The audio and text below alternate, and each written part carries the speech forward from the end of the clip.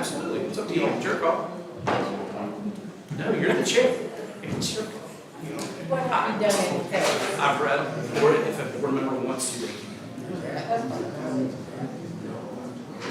Just leave it hand it to me.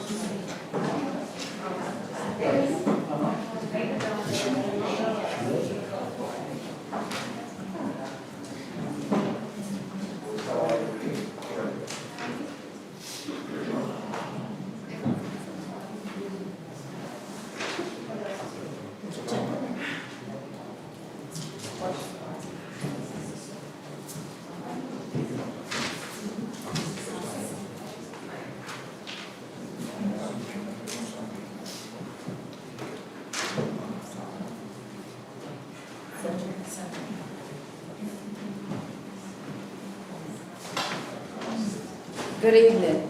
I will now call the September the 9th, 2025 meeting of the Board of Supervisors to order. This meeting will be conducted pursuant to the bylaws of the Cumberland County, Virginia Board of Supervisors to ensure a fair, orderly, and safe meeting. Excerpts for the bylaws pertaining to public conduct during the meeting has been posted outside for your review. Ms. Johnson, please call the roll. Mr. Hamlet? Here. Mr. Newman? Here. Ms. Tyree? Here. Mr. Here. Stimson? Sorry. Mr. Saunders? Here. At this time, will we all rise for the Pledge of Allegiance? I States of America and to the republic for which it stands, one nation, under God, indivisible, with liberty and justice for all.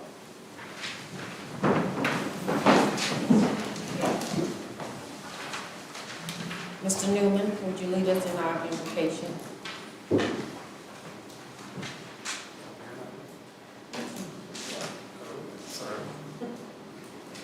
Let us pray.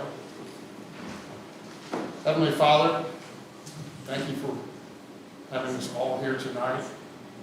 Please give us guidance. Please give us wisdom. Please lead us to the right decisions tonight. And thank all of those that are here, their time, and your blessings. Amen. At this time, we will have county administrator comments. Yes, Madam Chair, members of the board, I've got a couple of comments for you this evening and a couple of updates as well. I wanted to start with our Employee of the Month. Our Employee of the Month for September of 2025 is Patty Allen, our part-time shelter and adoption center attendant. I don't know if you've met or interacted with Patty, but she's a wonderful individual. She works extremely hard. She does an amazing job with our animal shelter, whether it's while she's there or at home in the evening on social media, posting pictures of these animals. Her compassion, dedication, and kindness shine through every day and in everything that she does, and we just want to say thank you and say congratulations to Patty for the love and the energy that she shares with our team and our four-legged and two-legged friends. So, again, Patty Allen is our Employee of the Month.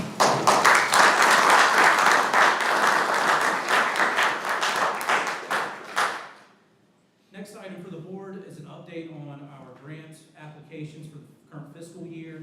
You may recall that we are pretty heavily involved with grant applications. We're working through some projects that were awarded in the previous fiscal year.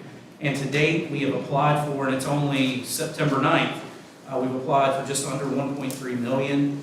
And so far, we've been awarded $467,159. And there are several awards that we are awaiting for the month of September through the Tobacco Commission. There's $100,000 Catalyst grant, $26,000 small area plan grant, as well as another $26,000 SCRC small area plan, and a Centra grant for $50,000 that we are awaiting announcements over the next 2 to 3 weeks on. If those were awarded, that would put us up, close to $800,000 in terms of grant awards, which is pretty amazing. Above and beyond that, we're going to continue to focus our efforts on the school roof replacement that was discussed during the budget process. We have been in contact with the Department of Education related to infrastructure grants. We'll be working to update costs and specifications related to the roof. We're working on identifying ways to improve our animal shelter, as well as the Luther P. Jackson Community Center, and we're also making some efforts to improve our GIS with some upgrades and some training. And we'll continue to keep you updated on these efforts as we move through the year, but it's already looking very positive. So I appreciate the board's support. For staff does an amazing job. Everybody contributes to this grant application process on behalf of our residents, and I'm really proud of their efforts. So thank you. A couple of upcoming events. This Thursday, the first is the Freedom Flag Ceremony, with Cumberland County Public Schools are putting on at the football field. That is scheduled to begin at 9 a.m. And everyone in the room is invited if you'd like to attend, and especially wanted to extend that invitation to the Board of Supervisors. The second item is one that brings with it a heavy heart, but we are working with steps to have a candlelight vigil this September 11th, starting at 6 p.m. at New Life Church in memory of Samantha O'Kinney. She was a young lady that was murdered and found on the High Bridge Trail. And she was an active user of some of the services that STEPS provided, including Madeline's House. And to have domestic violence should not be tolerated at all. And this is just a very dark reminder that this is an issue that we have to face as a region and a county. And I'm offering this as an opportunity if you want to support that. It is, again, a candlelight vigil September 11th at 6 p.m. at New Life Church. comments. If you have any questions, I'll be glad to address them. Thank you, Mrs. Stamey. Do we now have a motion to approve the agenda as presented? So moved. Second. Mr. Hamlet? Aye. Mr. Newman? Aye. Ms. Tyree? Mr. Stimpson? Aye. Mr. Saunders? Next, we will have public comments. Only individuals who have signed up for the public comment period will be allowed to speak when called upon by the chairman. Members of the Board of Supervisors or county officials will not respond directly to questions asked during the public comment period. Instead, answers will be directed through the county administrator at a later date. Please provide contact information on the sign-up sheet to all proper response by the county administrator. Tonight, we have Ms. Betty Myers, the only one up to speak.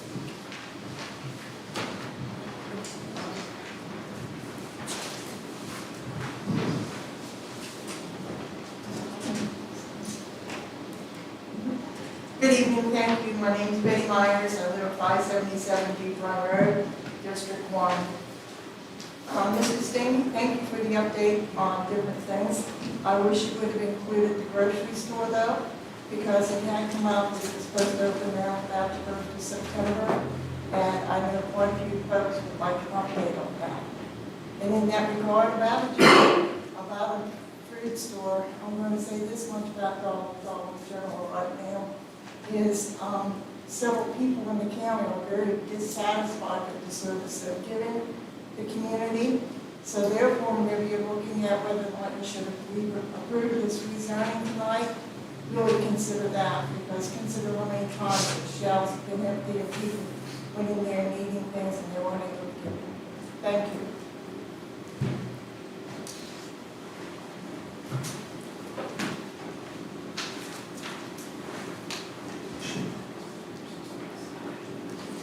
There's no one else signed up to speak. So at this time, we'll move on to state and local departments. I signed up to speak, so there's 3 papers back there. That will actually be on the next set of public comments. There's 2 different areas for public comments.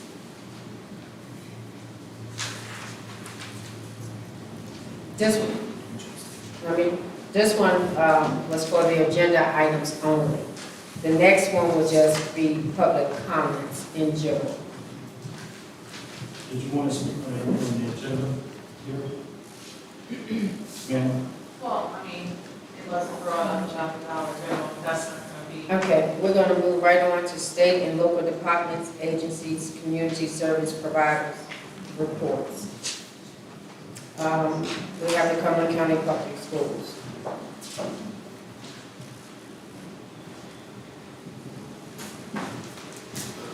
Good evening and thank you.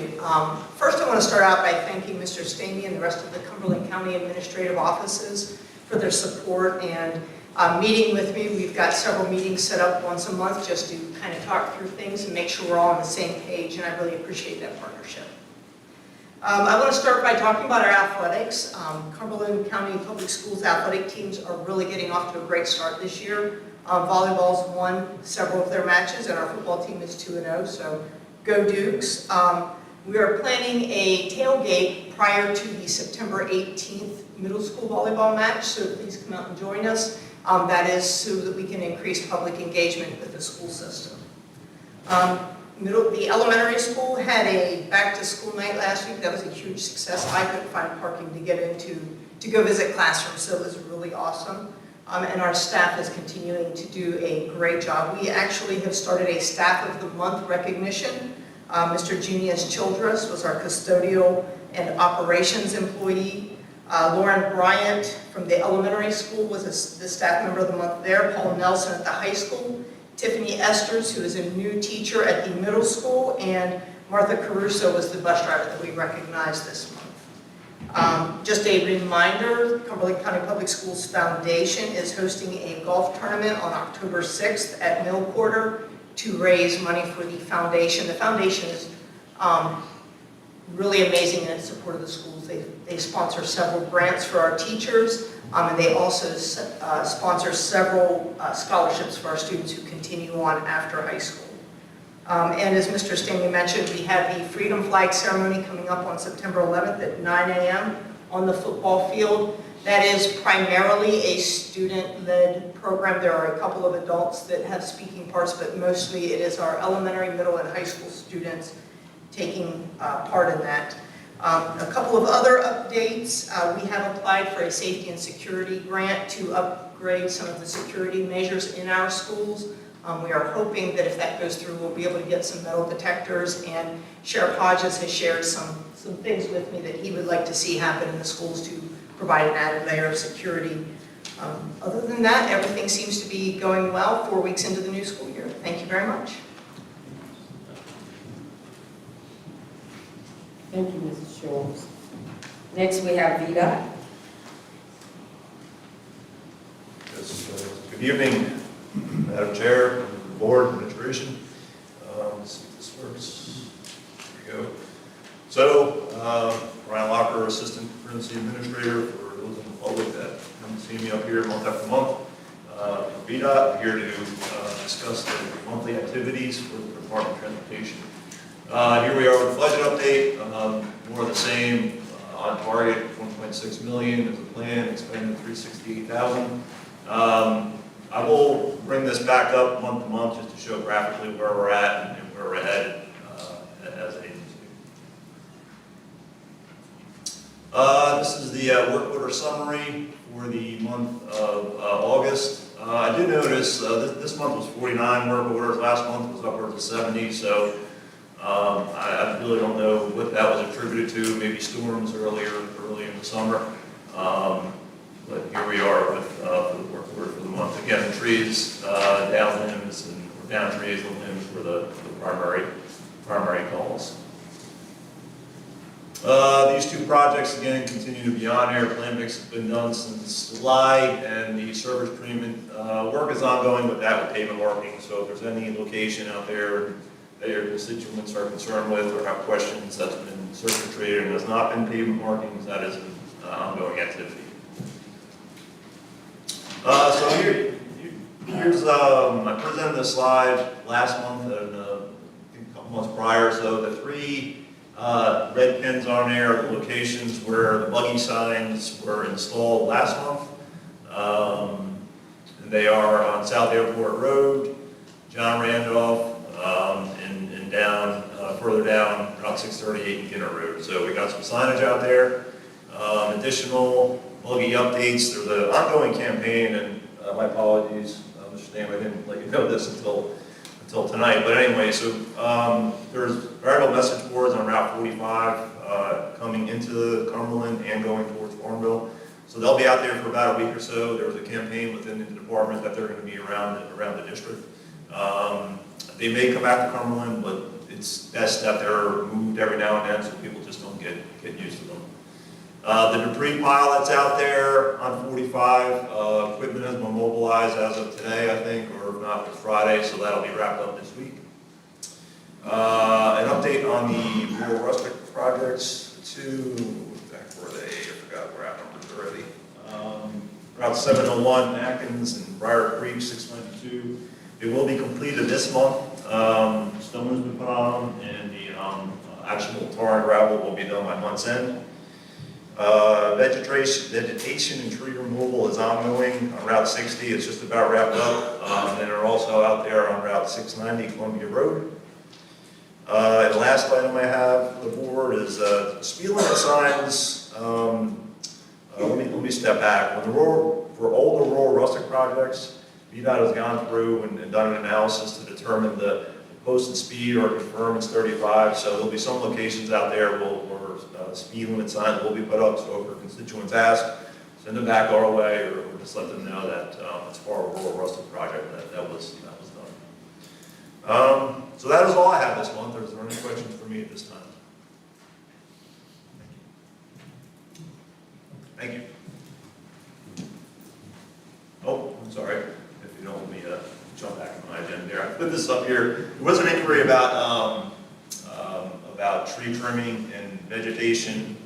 We are doing safety cuts right now, but the formal mowing will be start October 1st at either primaries or secondaries, and then October 15th would be the other one. But please, if for the citizens in the audience or your constituents, you can call 1-800-4-ROAD, and that'll ensure that safety concerns are addressed.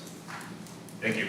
I've got one question, members of the board, real quick. Brian, are there any upcoming road closures or bridge work or anything that we should be aware of to alert the public to?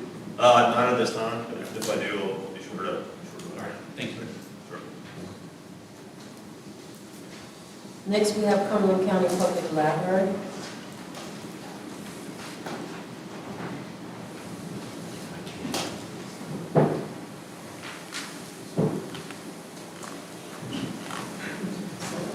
It's this thing where, I'll give you a second one too. How about that? thanks. Actually, there you go. All right.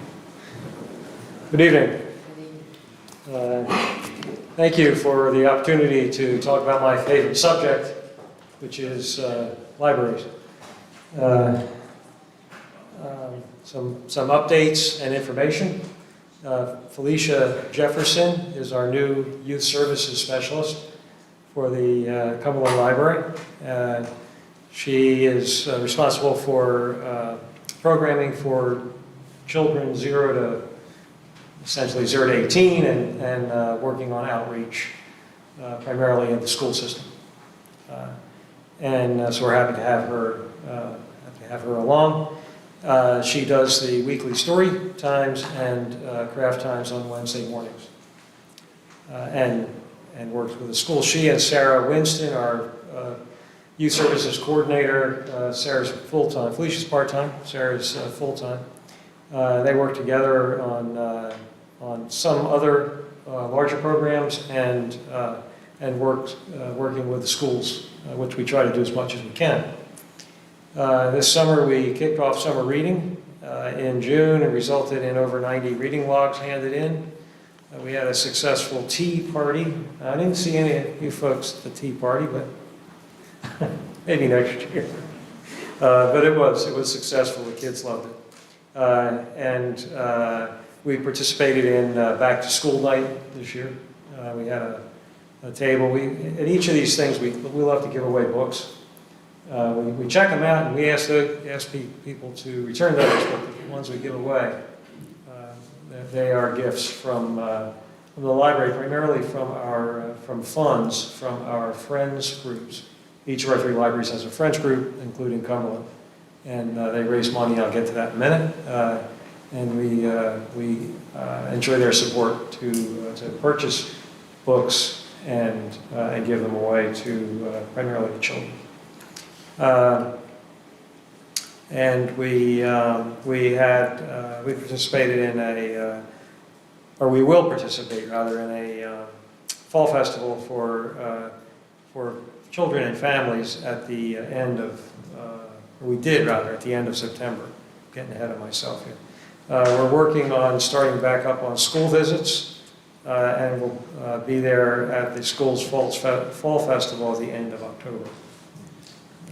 For adults, we have a monthly book club, a crocheting program for everyone, garden club, computer basics class, Thursday 18th at 4 is the next one, and the Friends, which I mentioned, are our principal fundraising entity. They have something called Sweets in the Stacks that's been going on for many years. Last year I won a basket filled with good wine. I know it was good because I donated it. Show up and if you'd like and try your hand at the basket raffle. And that's Saturday, October the 4th from 3 to 6. The study rooms, one of the first things we did was put in study rooms, which are proving to be very popular. Just about every time I visit, I try to go once or twice a week. I'll be there for a while, and there's almost always someone in one or both of the study rooms using that. So if you go to the library, check out the study rooms. It's something for the community to use as they see fit, but it's pretty darn popular. Big news, we are getting a new sign. The current sign, if you drive by, is pretty easy to miss, the current sign. The new sign will be bigger, brighter, and better, and we're looking forward to that. I encourage everyone to stop in, see all of the improvements, use our great Wi-Fi, printing capabilities, other technology, and, oh, by the way, we still have books. And as a side note, we hosted a meeting last week of about 10 library directors from around the area. All of these library directors were from rural areas, or I think the biggest city is Lynchburg, but there's a group, each, I think 5 or 6 different groups within the state. Most recently they met at Cumberland last week. They were all so impressed with the library, and one of the library directors is coming back with her staff for a tour of the Cumberland Library because she feels like that's what they would like to have. So I think that's a testament to where we're headed. We still have work to do. We still have some furniture to get and some other things, and that sign. But I think we're headed in the right direction and serving Cumberland County pretty well. Can I answer any questions that you might have? You're doing a great job. Thank you. Thank you very much.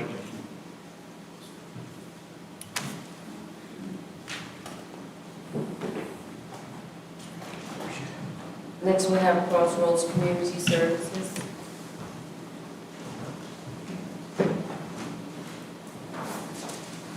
Good evening, Madam Chair, boards of supervisors, county attorney, and county administrator. My name is Dr. Melba Moore.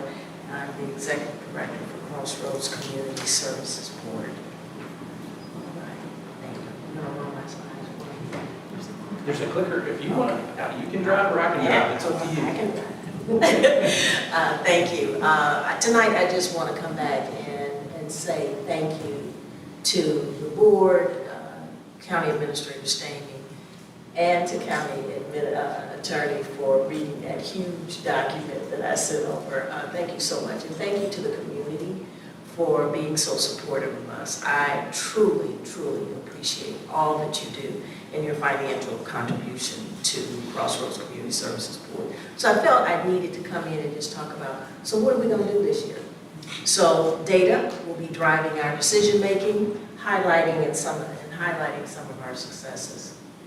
Quote from Maya Angelou, without a clear direction or purpose, it's difficult to make progress or take action towards achieving our dreams.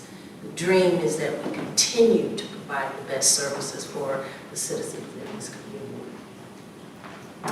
In 24, I was interested in identifying the holistic impact that Crossroads had and was making within the organization and the community. And from my vantage point, the impact could be summarized to accountability, transformation, transforming the information technology infrastructure to ensure cross-pollination between knowledgeable employees, and new adapters, creating a better balance of skills and promoting knowledge transfer, which leads to more modern, safe, reliable, and sustainable operations. This year, 25, 26, the goal is to demonstrate the impact that the program and the staff are having. And we're going to do that because we're going to come back to and visit all our 7 county boards of supervisors to talk about our measures of success. So I did send county administrator just not too long ago another email saying, okay, I'm going to bring the staff in and talk about it, and we'll keep it brief because I do want to respect your time. So here's some highlights from one of our events that we had last year. And what we recognized is when we plan just for ourselves, it takes a lot of lifting. This year, what we decided to do is start shopping around. So we participated in Nottoway County's back to school event, and we're going to take it on the road. We'll be here to participate in Cumberland's when it's time. So we just shop it around because it's more enjoyable. and you can really, really meet people, because not everybody would come all the way to Farmville. You want to keep it local and for us to be involved and engaged. Here's just a photo of, this is the team that actually put together the back to school event last August. And of course, we had our partnership with law enforcement. We cannot do anything without our partners in law enforcement, and that includes here as well. March and February and March, we had a training, CTAC. These are the law enforcement individuals who participated in that training, and we do offer that. There should be one that we're planning for coming up in February. So this is a crisis team, intervention assessment team. What was the impact? Well, you see we had 11 law enforcement officers trained, 538 pre-screens were conducted, 185 emergency custody orders issued, and 204 temporary detention orders issued. One of my staff decided they wanted to do something a little different. And as you know, we provide behavioral health, mental health services for our intellectual and disabled, disabilities, individuals, people with disabilities. And we wanted to do something different. And it's beyond the label. This is an opportunity to really understand what's going on with the people that we serve and learning really more about the services that we provide and how you can better engage with our population. And this one was a parent talking about child autism. Just more slides of that event, and this captured me because learning happens at every age, and we can learn from everyone. So our intellectual disabilities, developmental disabilities team presented to Longwood, to the speech and hearing school and their graduate students. Here's that event that I was talking about. It's beyond the label. These are just the flyers that were created. And these were created in-house by the staff. The other thing, one of the things I immediately identified was that we were not ADA compliant. So we installed the doors so that we could be ADA compliant in our medical services unit and in our Farmville outpatient clinic as well. Accomplishments. Very small and tiny, but the things that are most important that I want you to understand is we did finalize our compensation survey with the pay bands established. That was not in place. We have an HR director on board now. We restructured our senior leadership team, program operations for cost savings of a salary for the administrative services director. Time management, I remember coming here and telling you that we had paper timesheets. No more. We have an electronic time management system. New telephone communication system.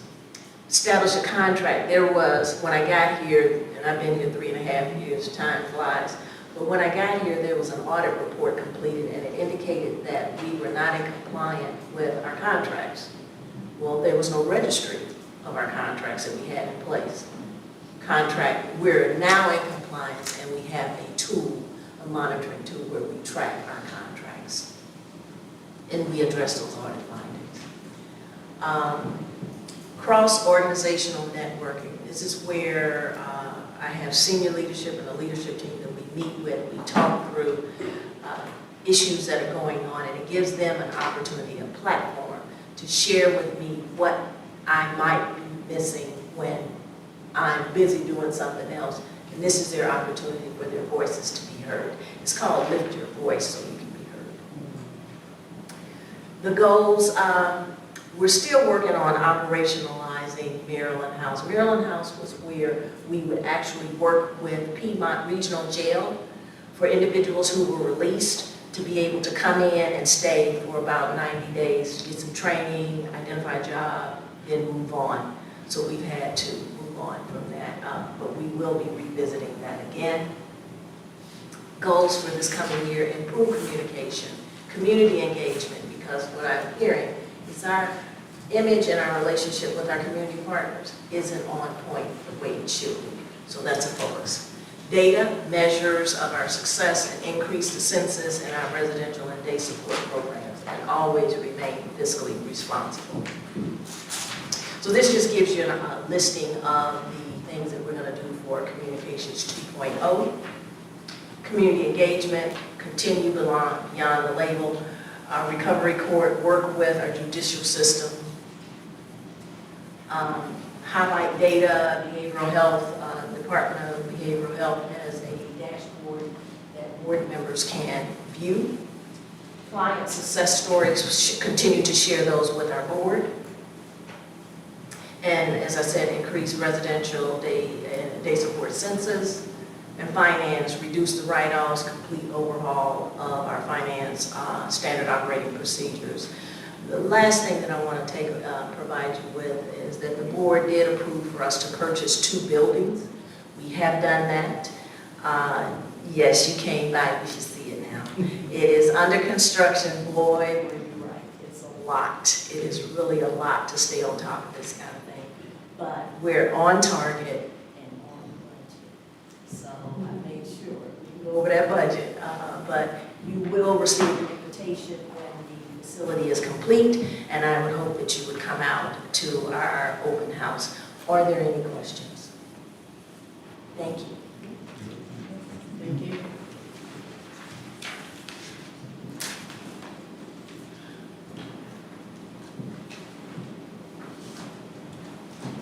Next, we have Cumberland Fire and EMS. Madam Chair, members of the board, Mr. Hurley is at another meeting this evening, so you're stuck with me, providing the fire and EMS report. Just wanted to call your attention to some of our statistical updates for the year. And it's a count of the total fire and EMS calls, calendar year-wise, January through August.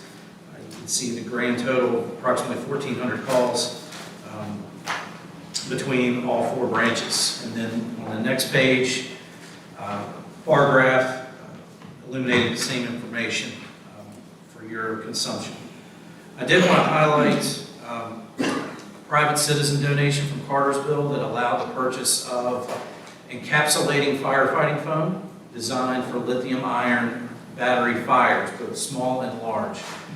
Because of this donation, all 3 fire stations now have this product for firefighting specific to these types of battery fires. Cumberland and Randolph had previously purchased some of these items, and they recently voted at the chiefs meeting to allow the donated amount to go to Cartersville so that all 3 stations could be equally supplied with this type of firefighting foam.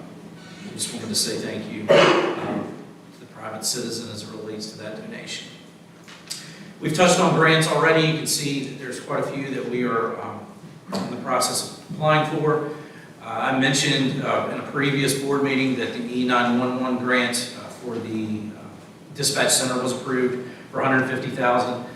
We did get a CPR AED instructor tuition and trainer equipment grant for $4,000, which will go towards training 10 county staff to be CPR and AED certified. And we'll be able to continue to use that equipment and train others that may be interested in moving forward. And we also received a radiological emergency preparedness grant for $1,000. We touched on the Freedom Flag Ceremony on Thursday, September 11th at 9 a.m. Fire and EMS will be represented at this event. We've also invited the volunteer fire departments as well. The information on the slide here has been shared with you previously. It's just an update on the chiefs meetings, emergency communications radio system, which I'll provide more detail on here shortly. And I wanted to provide some photos of a recent Cobbs Creek rural water supply class that was held. I believe it was in mid-August along Cobbs Creek. You see the Virginia Department of Fire Programs rural water supply class was a 2-day event. Practical scenarios were conducted at the reservoir.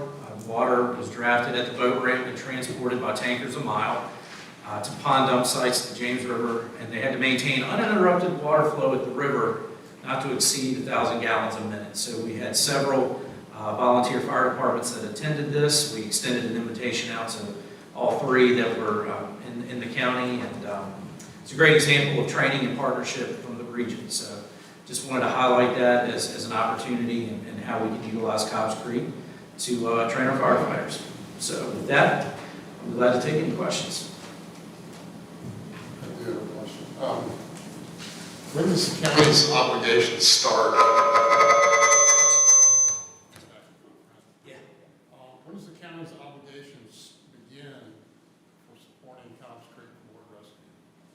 Well, right now, it's not open to the public. It's not going to open for another 18 to 24 months, primarily related to they have to stock the reservoir with fish first. And right now, they are too small to be allowed to be fished. So in about 18 to 24 months, it will be open to the public for public use.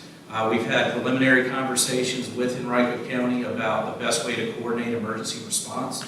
Met with their county administrator and their director of public utilities so that we are working through that proactively. We've also had multiple training opportunities with Cartersville Volunteer Fire Department. We've done a flyover with Medevac. So it's one of Mr. Hurley's primary focuses is laying the groundwork for how we can handle and respond to an emergency out there. So if a call came in to dispatch tomorrow, what would we do? We would dispatch the appropriate resources as outlined in our E&D program. So they would, if it's an emergency medical call, you would dispatch, depending on what is in that E&D protocol, you would dispatch most likely deputies, medic, and volunteer fire department resources if needed. That's all I know. Thank you. I just, if you don't mind, I'd like to say a little bit about the rural water supply training. It was actually August 2nd. It was a Saturday. I was there all day. It was quite a fun experience to witness our volunteers in action. And I just wanted to say, I don't know if you can bring that slide back up. Absolutely. That showed the different volunteer fire departments that took part in the training. We had Cartersville, we had Hamden, Sydney, Kemp's Store in Fluvanna, Fourth Union, Fluvanna, and Mineral in Louisa. They all took part in the training, and just watching the guys from these different departments work together as a team, it was just, it was very refreshing to watch. You know, there weren't egos involved. It was truly a team event. Everybody came out of that with a high level of training, including myself. Although I wasn't hands-on, I was just observing. But I wanted to give a shout out to Mr. Hurley, who is our coordinator of emergency services in the county. He's done a phenomenal job of building relationships with other localities, and I think a lot of that has to do with not just his personality and how he's really going after this position, but also, I guess, just the contacts and the relationships he's built through the years of his career. Andrew Pullen is another individual I'd like to give a shout out to. He is the volunteer chief of Kemp's Store. He's also a captain in Spotsylvania fire departments, and his willingness and his basically coming to Cumberland and saying, how can I help? And of course, Mr. Hurley was like, well, you know, if you're going to offer help, we will take it any way we can. And Andrew conducted that training, and it was just you know, a great trainer, a great day on Cobbs Creek, and I just wanted to give a shout out to those guys, and then also our volunteers for you know, just the level of teamwork that I witnessed that day.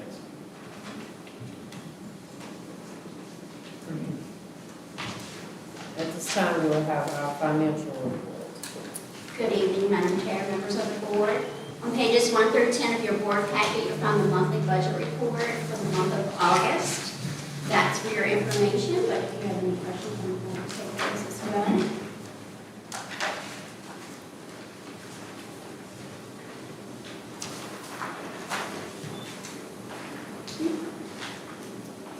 We do have a few appropriations this evening. The first one is starting on page 11 of your board packet. This is from Cumberland County Public Schools, and they have requested that the board approve budget supplements totaling $848,750.02.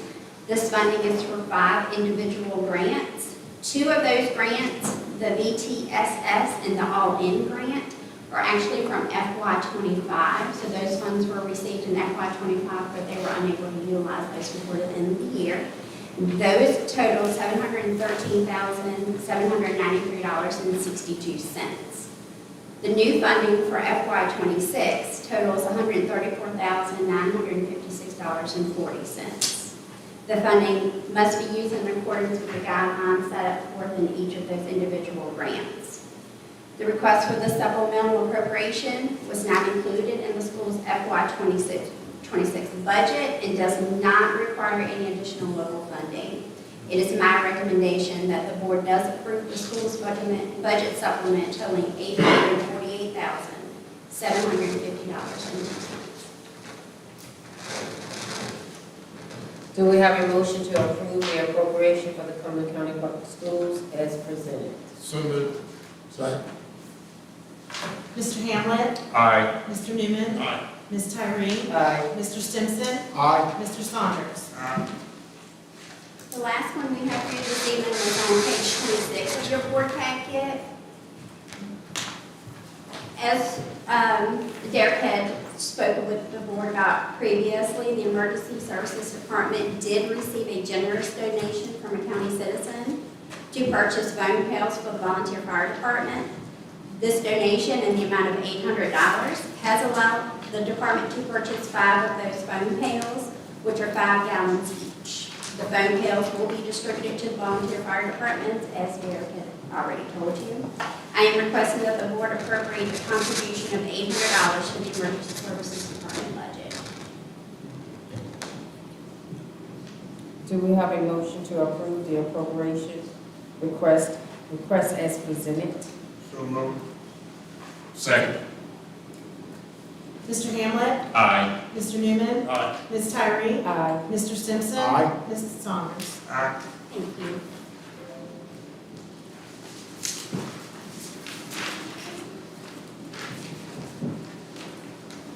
Next, we have a consent agenda.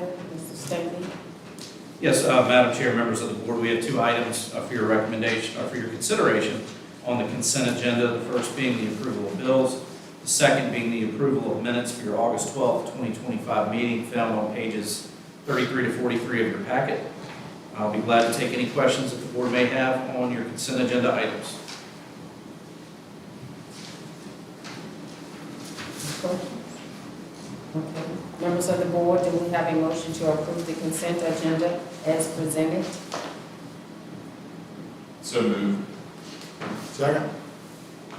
Mr. Hamlet? Aye. Mr. Newman? Aye. Ms. Tyree? Aye. Mr. Stimson? Aye. Mr. Saunders? Next on the agenda is old business.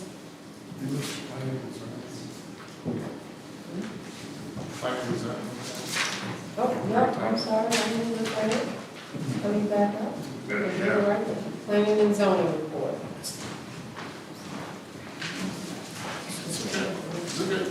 Good evening, Madam Chair, members of the board, Stephanie Johnson, Planning Director and Zoning Administrator. And we'll start out with the monthly planning report, and that can be found on pages 28 through, 32 of your board packet. So for the month of August, we have issued 24 zoning permits, with a total of 6 of those being for new homes. There were 7 approved subdivisions with 54 pending, 1 approved survey of existing lot and 33 pending. We do have a couple of pending zoning requests still for the office.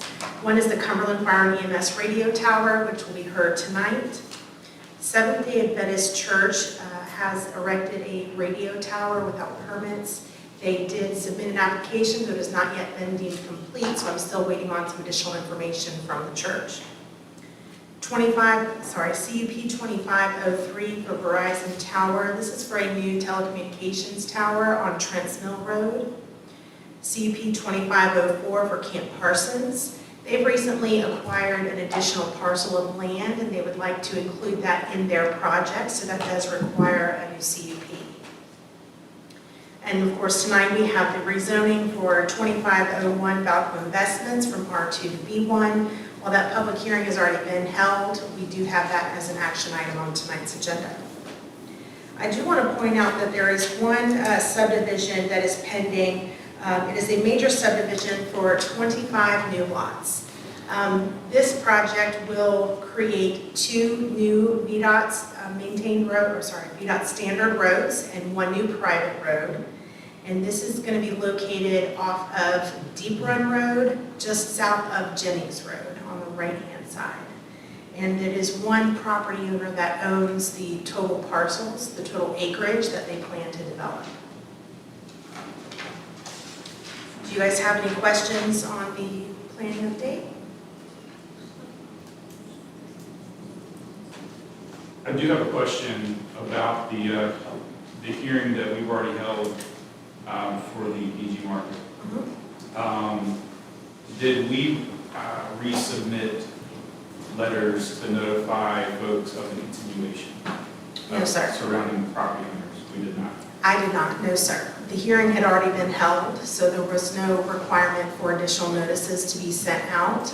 The applicant has held a community meeting, and they are here, they can speak to that, but they did send, I want to say about 85 letters to not just the adjoining property owners, but those in that surrounding community as well.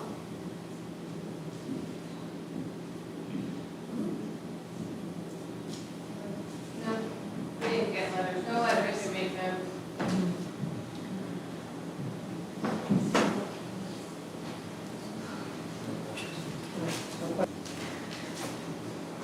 County Attorney's report. Madam Chairman, I have nothing to report this month. Now moving on to old business.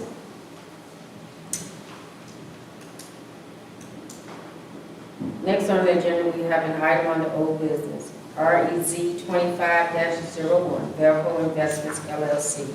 Ms. Johnson will be providing an overview on the rezoning application, as well as a review of its path to the Board of Supervisors.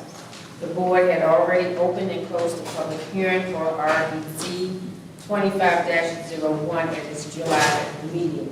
However, we will provide an opportunity for public comment on this rezoning application at the conclusion of Ms. Johnson's recap.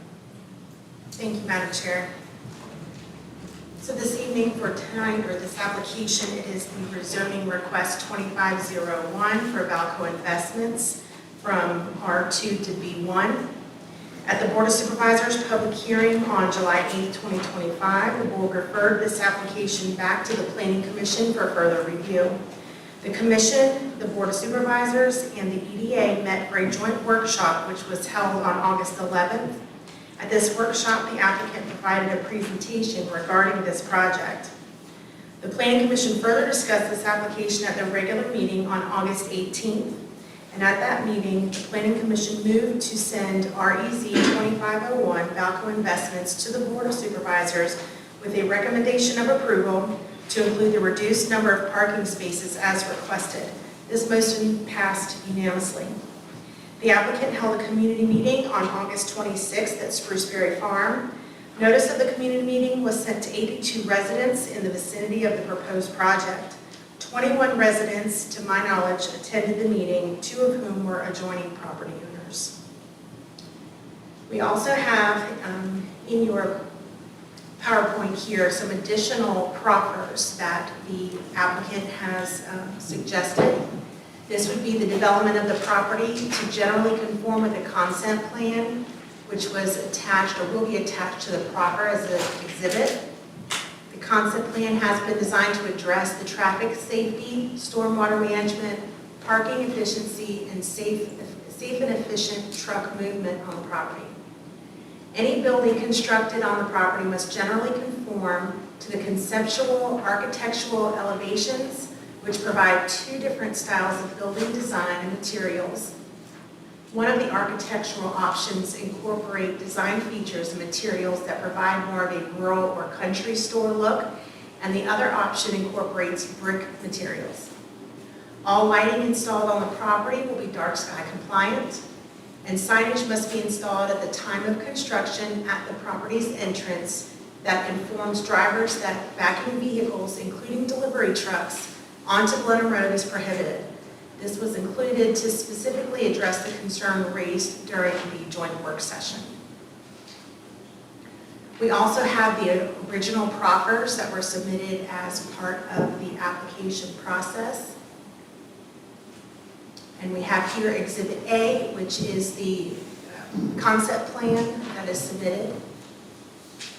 And this is a route plan that shows the routes that the trucks will take when coming onto and exiting the property. Here's an image of one of the styles that is an option with the newly proposed proffers. And then here is the brick option. And the applicants are here this evening, and they do have a brief presentation for you as well.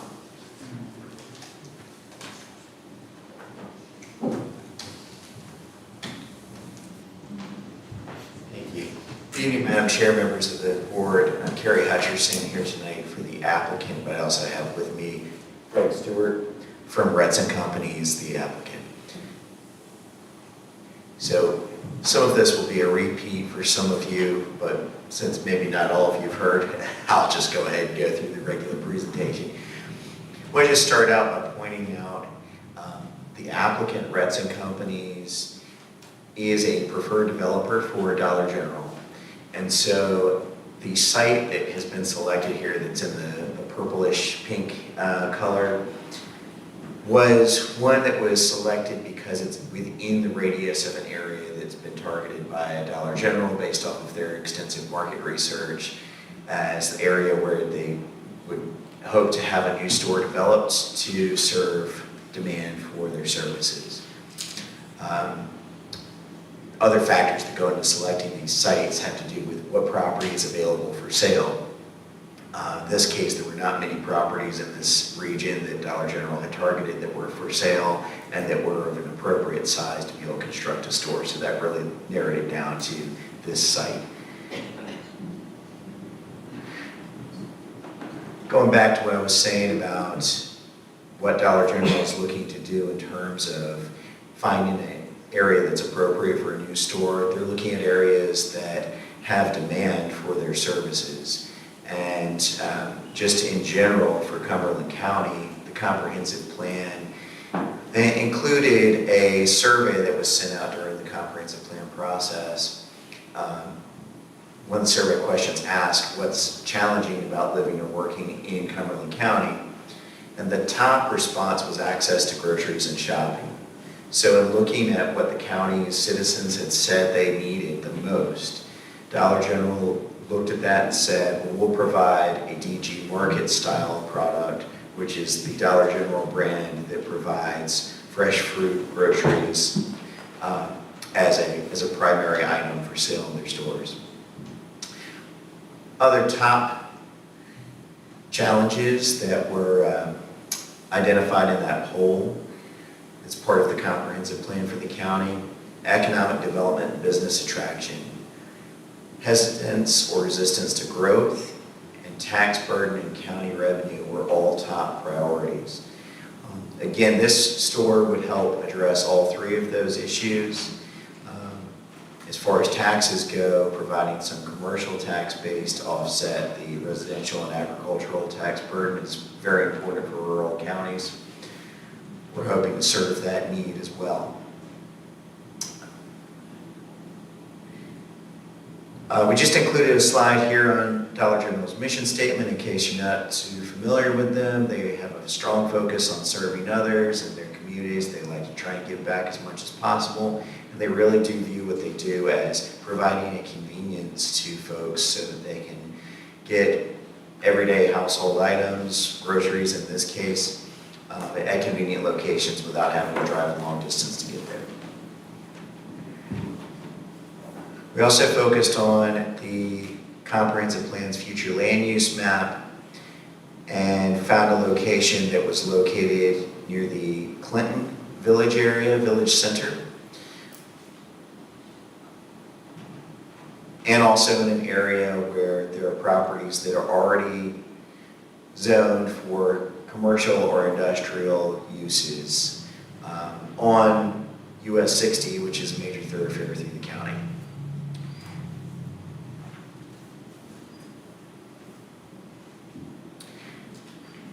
I wanted to take this moment now. I think I've pretty much caught up to what had been covered before in previous meetings, but at the previous Board of Supervisors meeting, there were some supervisors that felt like there were too many unknowns or questions unanswered.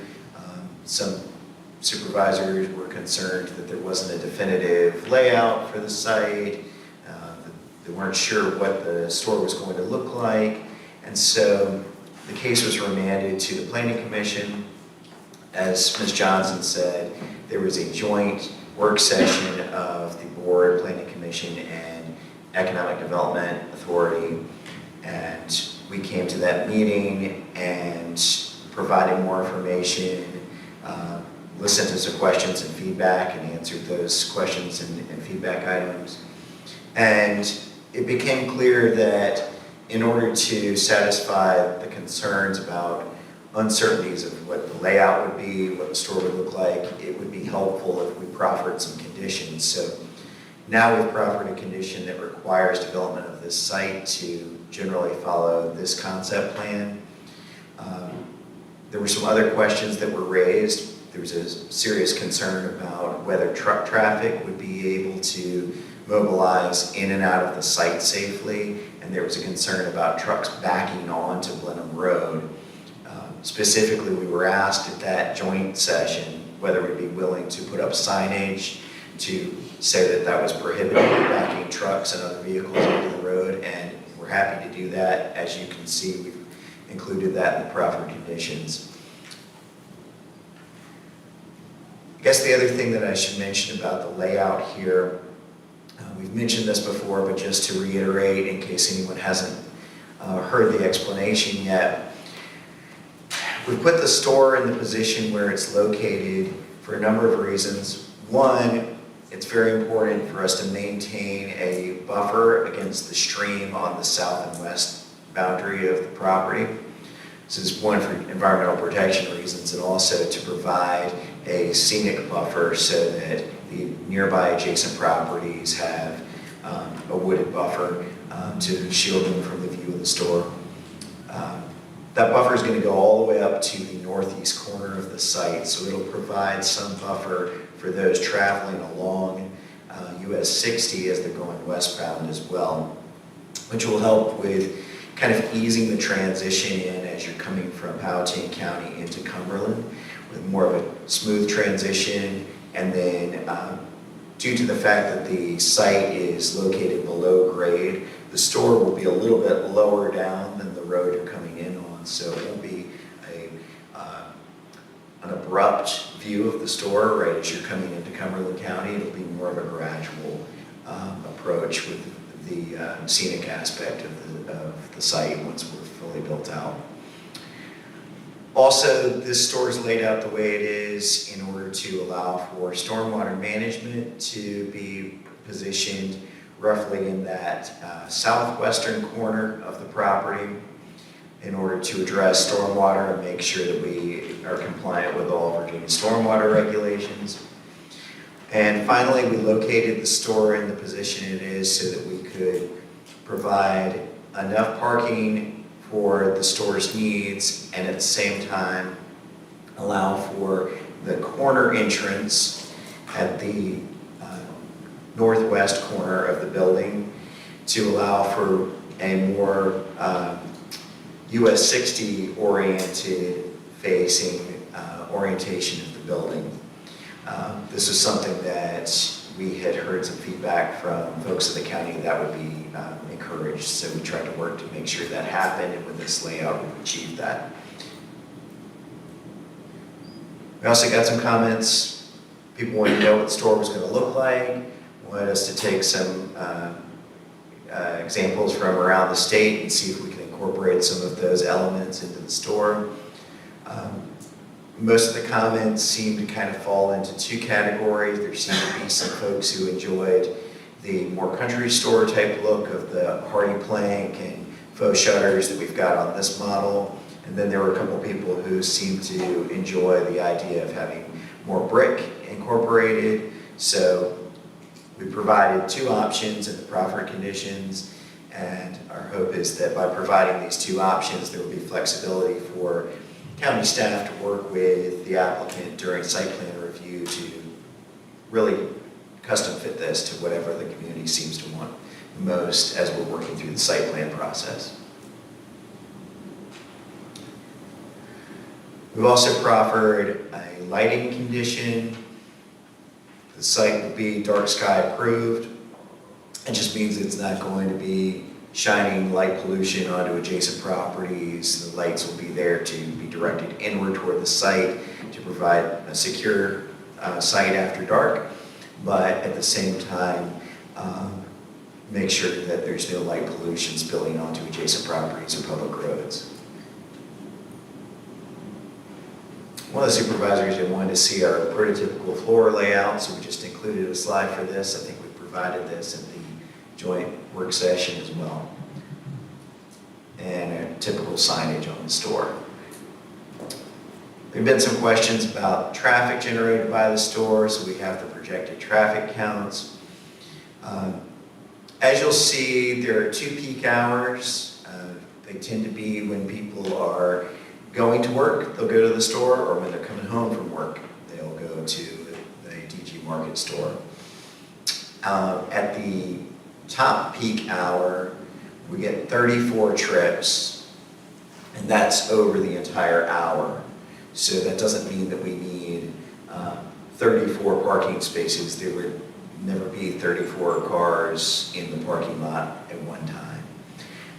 The 30 spaces that we have proposed would be sufficient to meet these traffic demands. Otherwise, other than the peak hours, it's dispersed fairly evenly throughout the day, the traffic trips to the store. And that's all based off of traffic studies that have been done at countless other DG Market stores that have been developed that will be exactly like this one.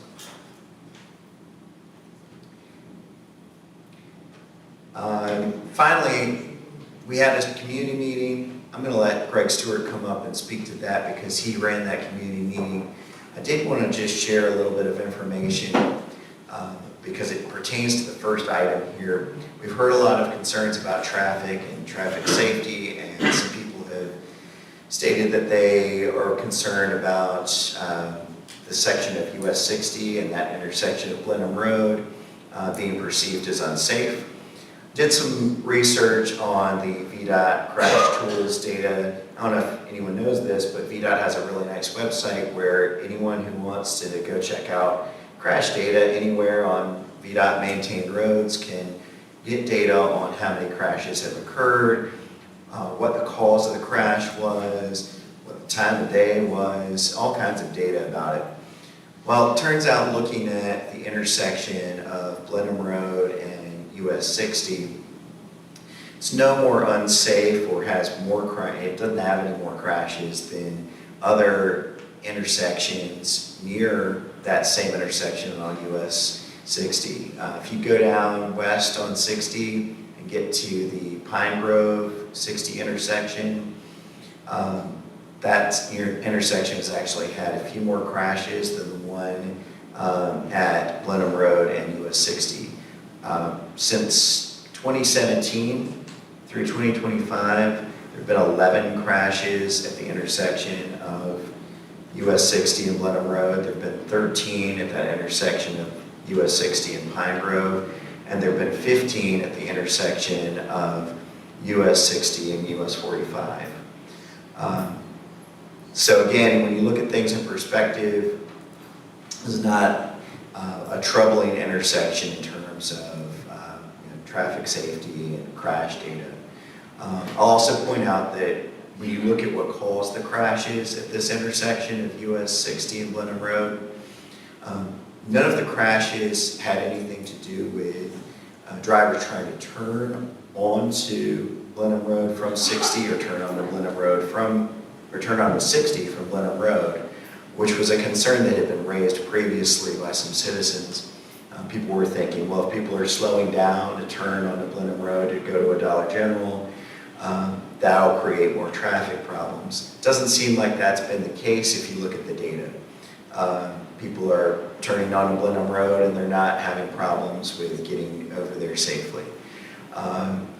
The crashes that seem to have most been the problem, or the causes for that were most the problem at this intersection, were due to people trying to pass in the passing zone and just not doing it safely. And unfortunately that happens, and if there's a real issue with it, that's something that I'm sure the citizens could petition VDOT to take a look at. All right, so I just want to cover all of that, and last few seconds here, Greg's going to come up and just share what's been addressed since we got some more feedback at the community meeting. And I think we're good for wrapping it up and getting questions. Madam Chair, I've got a point of order. I see that we are stating that the public hearing for this matter was open and closed at our July meeting, but my recollection, I'm wondering if we can check the minutes. My recollection was there was a motion made to submit this to send it back to the Planning Commission. And I'm wondering how that meeting, that public hearing was opened and closed if we deferred back to the Planning Commission on this issue. And if that's the case, then this is a continuation of that meeting because we are here again.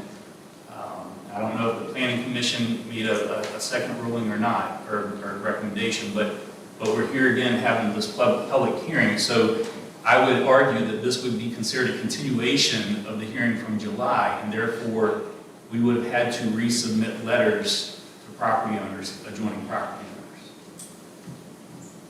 And I can reference the state code if you'd like. But I don't remember that we closed the hearing. We remanded it back to the Planning Commission. I believe there was a motion made by Mr. Newman to send it back to the Planning Commission, so it was not closed. I'd have to check the minutes on that. I'm not familiar. Well, then I would move that this meeting's out of order because proper notice was not given because we continued the hearing from July.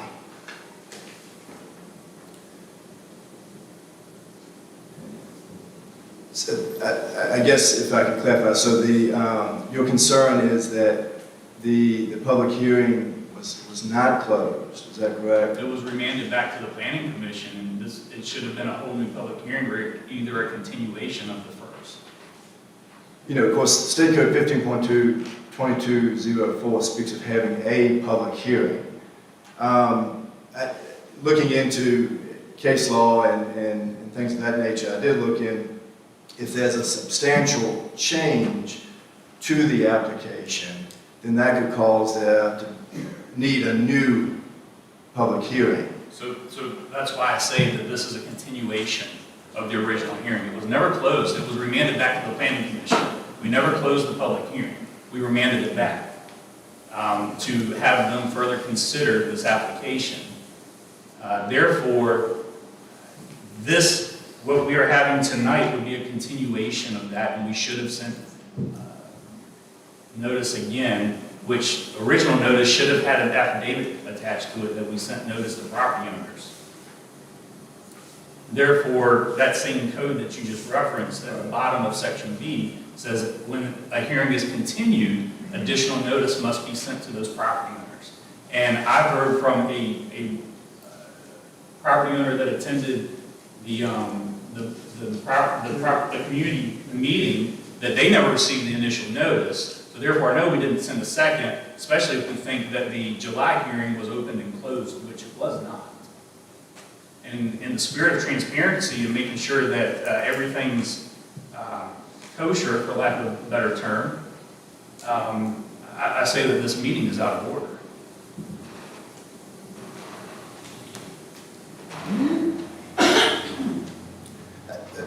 Madam Chairman, I'd have to look back at the minutes to see, and of course I'll take a few minutes to look to see exactly what was done. And I move that we have a 5-minute recess so our county attorney can do so. I would like to move for 10. Give them 10 minutes to research this and bring it back. I was not at the July meeting, so I cannot speak on it.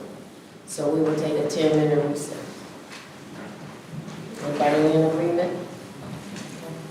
We need a motion for that, Kemper, for recess? The chairman can call that. Okay, sorry, thank you.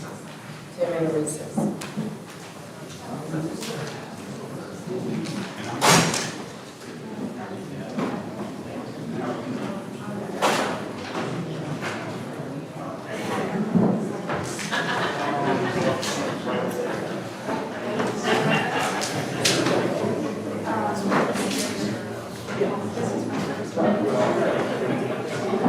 You can still sit.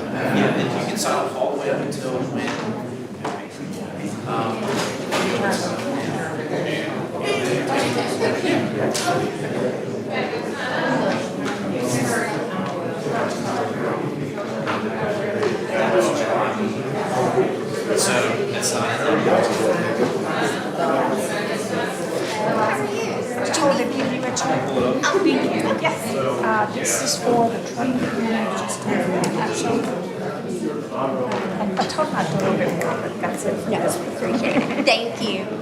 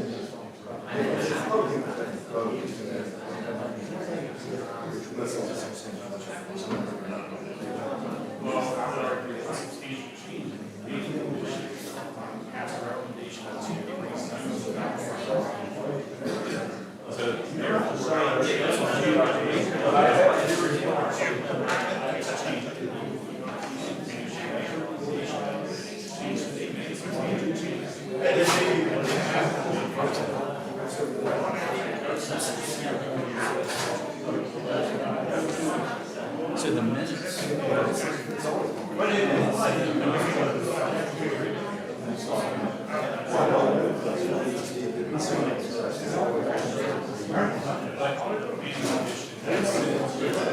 Thank you. you, bud. Thank you. Made a change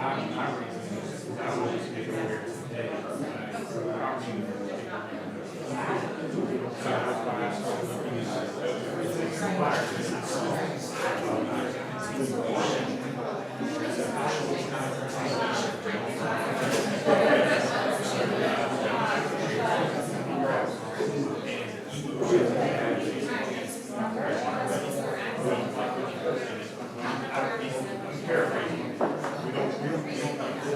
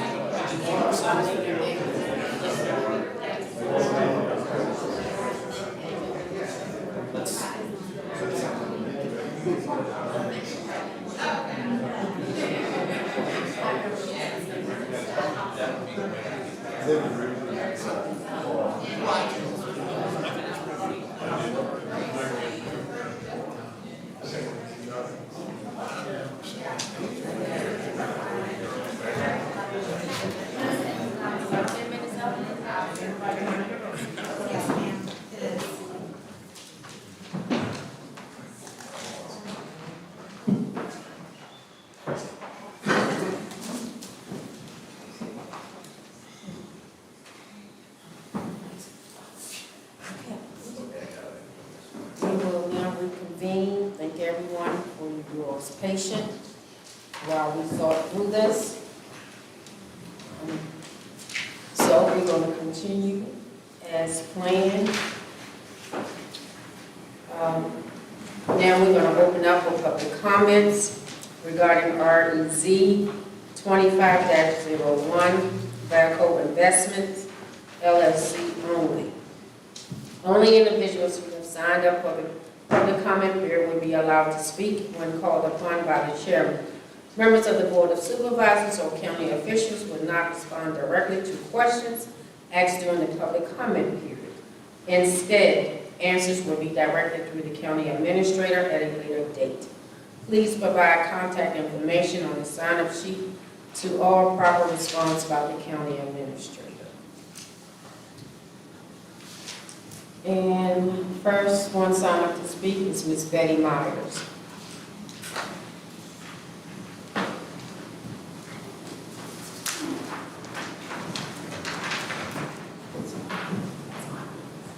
Good evening again. My name is Betty Myers, and I live at 577 Deep Front Road, District 1. I have attended most all of the meetings concerning this project here, the Dollar General. I have nothing against Dollar General, so to speak, but I do have a couple of comments. Number one, like I mentioned during the agenda items, if this group wants to come into our area and serve our community, they need to give us, we need to see that they can fulfill what we want. We're not worried about what they want. It's what us, the citizens of this county, want. And whenever you go to the Dollar General in Cumberland right now, I've heard from various citizens. I myself did not go, because whenever I go, it's either overpriced or not what I want, or it's empty shelves. The other thing is that this location is the worst one I think you could find in Cumberland County to put this. I have talked directly with the person that's coming up with this building concept. First off, we don't need to worry about Dollar General and what they're doing. They don't live here, we do, okay? The other thing is, this location, it's poor, it's very, very poor, and we definitely do not need it. Pine Grove Road is one of the major roads I drive on, so is 60. And you're going to take a 10,000 square foot building and put it in a lot that's smaller than what I live on, and it's not possible. I couldn't imagine putting that big of a building in my own lot. So I'm very much against this for the safety and welfare of the citizens of our county. Thank you.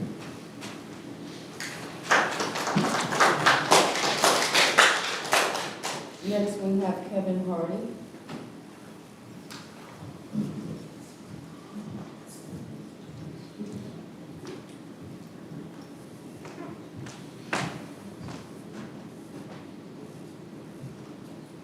Good evening, everyone. My name is Kevin Hardy. I live at 53 Anderson Highway in Powhatan. My concern about this is I 100% agree this is not a benefit to the community. When you look at the applicant's application, The first question, what public need or benefit does this rezoning serve? And it states that the benefit is the nearest location that offers these goods and services to the local community is approximately a 15-minute drive. We all know that's not true. I timed it tonight, go on the speed limit. 8 miles, 9 minutes, which means their benefit is overstated by 40%. Which means their application is not accurate despite they want to put in there approximately. They knew that. All they had to do was drive it themselves, and they didn't do it. We do not need another store of the same kind from Dollar General lot to Dollar General lot 9 minutes away. There's no benefit to them. I'm not saying we don't need the growth, we don't need the tax revenue. We do. I'm not that. You don't need two of the same thing within 9 minutes of each other. And that's not counting the one across the street from Dollar General. There's no benefit to the community. So in my opinion, your application is false and it's invalid.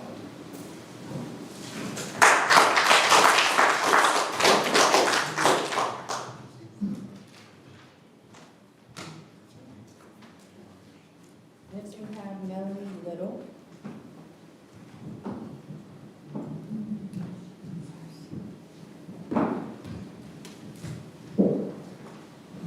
I'm Melanie Little. I live at 6588 Blenheim Road. I've been there for 30 years. I don't know what statistics this gentleman got. I am a nurse. I have worked 27 accidents at Blenheim and 60. I have seen people thrown from their vehicles. I have pulled people out. I have had to give CPR. I've had them die in my hands. I'm sorry to say, when you pull out on Blenheim, you have to pull way out. Even with your tree cutting, you still have to pull out and look. When a tractor trailer wants to come, where am I going to go? He's going to go into the side of my car. The road was not built. It's only been paved maybe 10 years, if that. It's a tar and gravel. It has no way of sustaining what we get for traffic as it is. Cumberland comes down there with the bus. Powhatan comes down with 3 buses. My grandkids get on that bus, and Mr. Allen, who drives his bus for my grandkids, has to wait for the Powhatan bus to go by because 2 buses cannot pass on Blenheim Road. I don't want a DG. I don't shop at DG. I have nothing against them. I think that the fact that they want to come there for a community questionnaire that I've never received. I only got this letter because I called Stephanie and it was already voted on. And I was told by Stephanie, I'm sorry I put the signs out too late. Well, here I am. I went to this meeting. I let them know our concerns about it because I'm not in favor for it. It's not a safe area. It's not a good area to put it. And where 85% of Cumberland wants it, it's not at the Powhatan-Cumberland line. It's somewhere down further where it's closer for them to go get groceries because I can hop the food line and be there in 15 minutes where I choose to go. I live out here for a reason. I live out here to be quiet. I have both land in Powhatan and Cumberland, and I've been told for years, I have no say in Cumberland because I pay Powhatan and my kids go to Powhatan, but I also pay Cumberland tax. I have 8 acres in Cumberland, I have 5 acres in Powhatan. Doesn't matter where I sit, I still have a say. I don't want it on my road. People on Blenheim already go 60 miles an hour in a 45-mile-an-hour zone. Adding that to it is not going to help. The only passing zone is from Paddocks, and when you go down Route 60, it's not 55.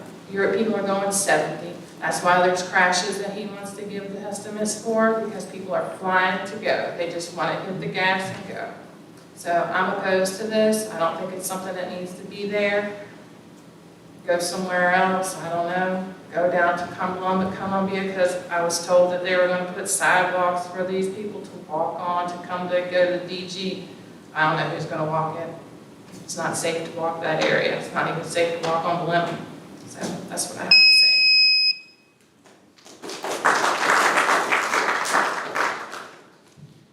Next we have Jenna Martin.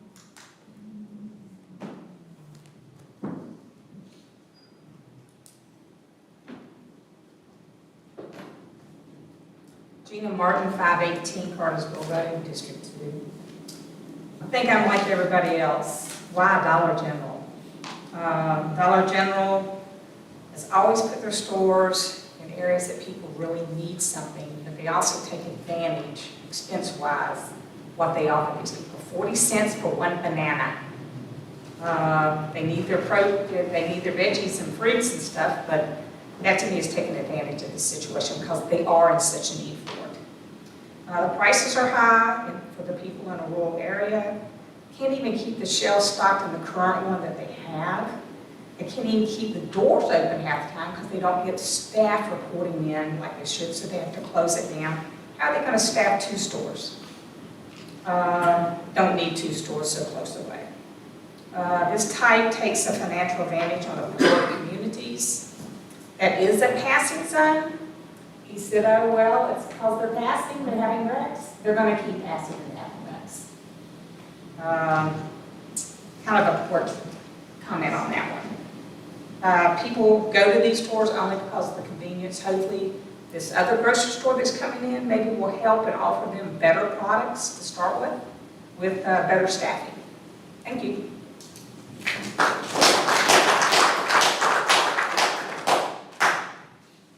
Next, we have Monica Brown.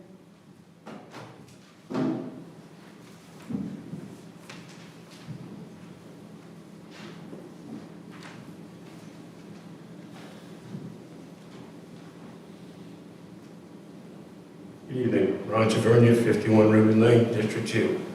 I visited the animal shelter the other day, since this is a general topic. I want to make note that they are very short of space, they are overpopulated animals, underfunded, and undermanned. That's something the county needs to take a real look at. Traffic on 60 in the city where they want to put this Dollar General is going to be right in the same area as the entrance to the landfill. If and when they ever get their permits and build their preferred entrance, or they're going to keep using Pine Grove, I don't know. I foresee a lot of difficulties in people accelerating, decelerating, merging, and confused as to where they want to go and getting slammed by tractor trailers. I personally think since the landfill is your legacy, you want a monument there, a red, green, yellow traffic light. That's your monument to your legacy. A few months ago, the 6-year plan was mentioned, and when I was in office, the discussion was to do Brown Road. There's more development on Brown Road. The road met the requirements. VDOT agreed to it. And now that the 6-year plan's come back up, is Brown Road being considered, or is it being kicked to the curb in favor of small little lanes scattered all over the county? I think that's a question that needs to be looked at. Foster Road to Bear Creek Campground Walking Biking Trail was put forward during my term, and I believe we had gotten a grant for it and could not come up with funding in the county. We talk about improving tourism, improving recreation. It's a nice walk. It's something for people to do when they're camping, to come to town.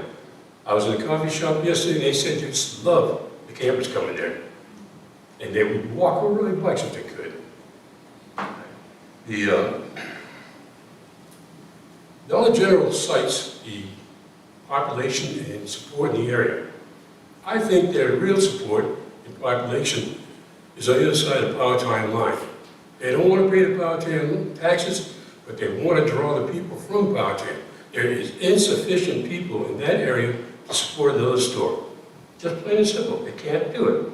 They cited the survey taken during the comprehensive plan study. Okay? Yes, people wanted a store, but not once was that area designated for a village growth type situation. It's not suitable for this type of business, this location, these roads. Thank you.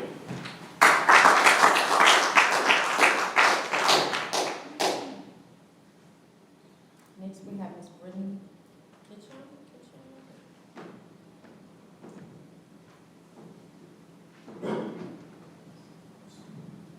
Good evening, Brittany Ketchum, District 1. I'm at 6543 Blenheim Road. I moved out here almost a decade ago, and I specifically picked Cumberland for being in the middle of nowhere. I do not want things around. I don't want convenience. I want to drive. I don't want a Dollar General at the end of my road where I have been run off of that road into ditches countless times, not just coming from 60 onto Glenham, but leaving on my actual road. There's a blind curve, a blind hill. If I knew that Cumberland would want to develop so quickly and I guess carelessly between that and the dump, I wouldn't have invested so much time and money in the amount of property that I bought on Glenham Road because I own 2 parcels. And I have to drive down Blenheim on my tractor to get to my other parcel to mow and transport, and I do not feel comfortable already with the traffic that is on there. And then you add massive trucks coming in, and I fear that I will not make it to a old age, especially when the tractor, you have your safety things. You can't see it if you are in a semi-truck. That road cannot support the traffic. I also have animals on that road. My fencing goes to almost the road. And I was told in order to fix that problem, just double fence if I'm worried somebody's going to run through it. I do not have an extra $20,000 to double fence my property, and I feel like I shouldn't have to, being on a road that I selected for what I thought was going to be a nice, beautiful, middle of nowhere experience for the rest of my life. DG Market to me is just overpriced, and what everybody else brought up. You go in and they want, $10 for a little tiny tub of cream cheese. I can drive to Food Lion, I can drive to Costco, I can drive anywhere else. I could also drive the 9 minutes to DG Market already. Trying to put something of that, magnitude that nobody wants on a parcel that small that is basically a swamp, to me, is just asinine. It doesn't make sense, and I understand that they're using statistics, but I implore the people of DG Market and everybody who's trying to build to just go ahead and sit out there maybe for a day and just tell me how they feel. Maybe drive it a few times and see how safe they feel. Walk up and down it, ride your bike, and then let me know how you feel, because I know you were going to say that you were terrified, and that isn't. Thank you.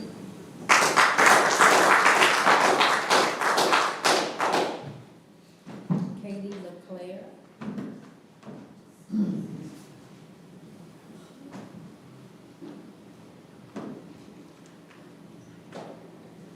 First and foremost, I would like to thank the chair members for being here today and for your time. I know this is a hard decision in general because you would like to bring something to the county, while other members that are here do not want it. So I'd like to thank you first and foremost. I live on Blenheim Road. I am about 2 houses down from where you would like to put the DG Market. Not only am I against the DG Market, but I own a small business. I breed horses for a living. Each foal can bring about $50,000 to $100,000 worth of revenue. Light pollution in itself can mess up a mare's cycle and can devastate the actual egg that is accumulating inside the uterus. I'm sorry to make this very technical, but I would like to have a very deep understanding. So when an egg has been detrimented and is no longer able to be used, that is then $50,000 to $100,000 that I can no longer breed upon. That means that I am now out of that money and that I can no longer pay the taxes that I was going to pay once I sell that foal. That is now money that the county is out of for my business and that I am out of for my business. On top of the light pollution that is there, we've already mentioned the traffic issue that's there. The roads cannot and can barely handle my 2-horse trailer. I have to stay in the middle of the road for my 2-horse trailer, which is a very small, compact trailer that I use to trailer 2 horses. I mean, it's exactly as it sounds. So when I have to stay in the middle of the road to keep my 2 very expensive, very fortunate to have, but very expensive animals on the road and alive, on this very detrimental road, it concerns me. And then we want to add things like semi-trucks, and we want to add things like businesses, and we want to add things that are just not applicable to this small itty-bitty, not segregated road, meaning that it's not double-lined, there's no, there's not 2 lanes, there is no sides to the road, so even if somebody gets hit on that road, you can't pull over to the side unless you want to go in somebody's driveway. So on that Blenheim Road, it is dangerous. We also have a curve that goes down a hill and then to the side, which is exactly where, right after that curve, is where you want to put the DG Market. And if we were to put it there, the amount of people that do indeed fly, I actually clocked somebody because I have a speedometer. I clocked somebody going 70 down our road and then hitting the brakes going down that hill. If somebody does that and hits a semi-truck, they'd be dead. Thank you so much for your time.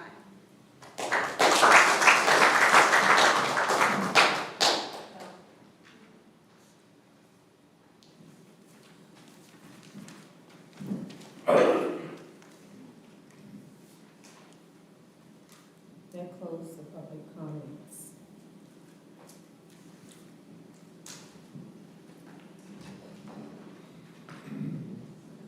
Do we have a motion at this time to approve REZ 25-01 Velcro investment as presented? Madam Chair, I'd like to make a motion that we table this issue until proper notice has been given to the surrounding property owners and reconvene this meeting at a later date. Is there a second? I'll second. I'm sorry. Mr. Hamlet? Aye. Mr. Newman? Aye. Ms. Tyree? Aye. Mr. Stimson? Aye. Mr. Saunders?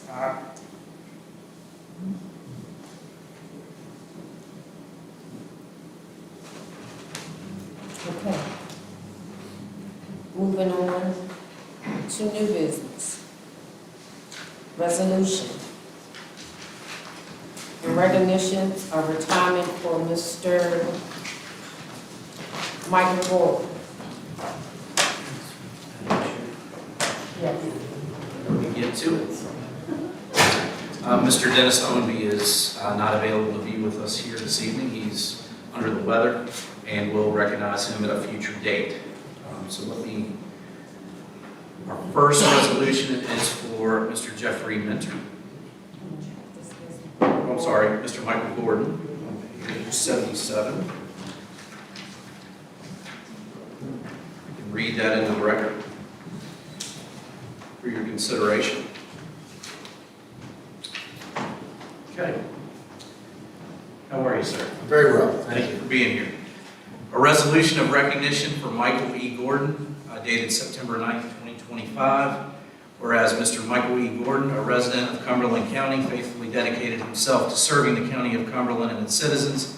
And whereas Mr. Gordon joined the Cumberland County Sheriff's Office on June 26, 2008. And whereas Mr. Gordon completed multiple training opportunities and was promoted to sergeant on January 1st, 2012. And whereas Mr. Gordon worked collaboratively with other local and state policing and public safety agencies in the Commonwealth. And whereas Mr. Gordon served the citizens of Cumberland County in a public safety role for 17 years and ultimately retired on March 31st, 2025.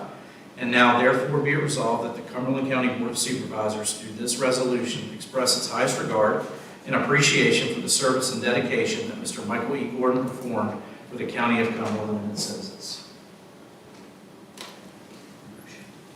Do we have a motion to adopt the resolution for Mr., in honor of Mr. Michael Gordon? So moved.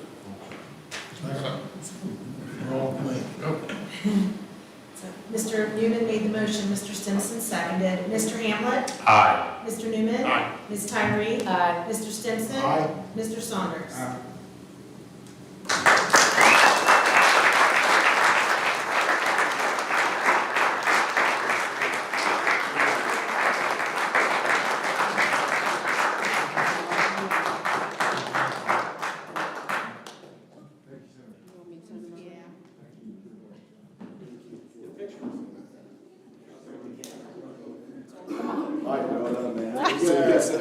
Come back, come back. Get started, huh? Board members, are you all in? Great. Please. Come on. Yeah. Should not fight.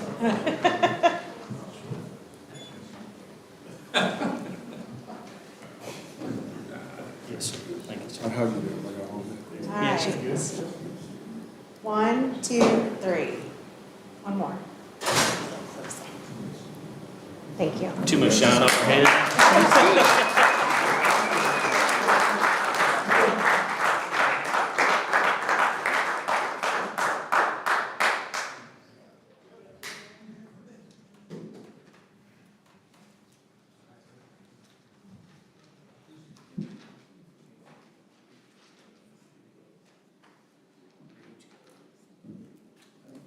Mr. Jeffrey Minter.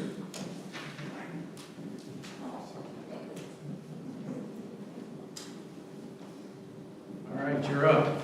We've got a resolution of recognition for Mr. Jeffrey Minter dated September 9th, 2025.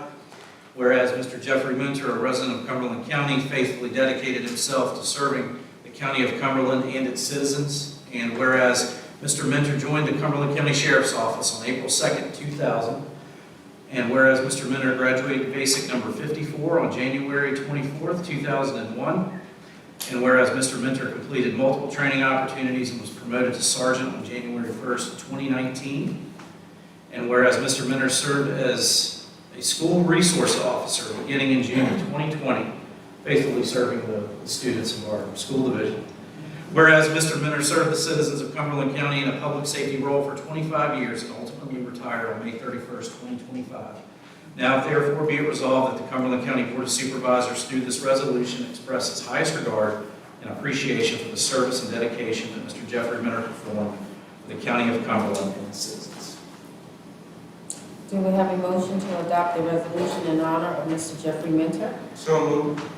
Second. Mr. Hamlet? Aye. Mr. Newman? Aye. Ms. Tyree? Aye. Mr. Simpson? Aye. Mr. Saunders?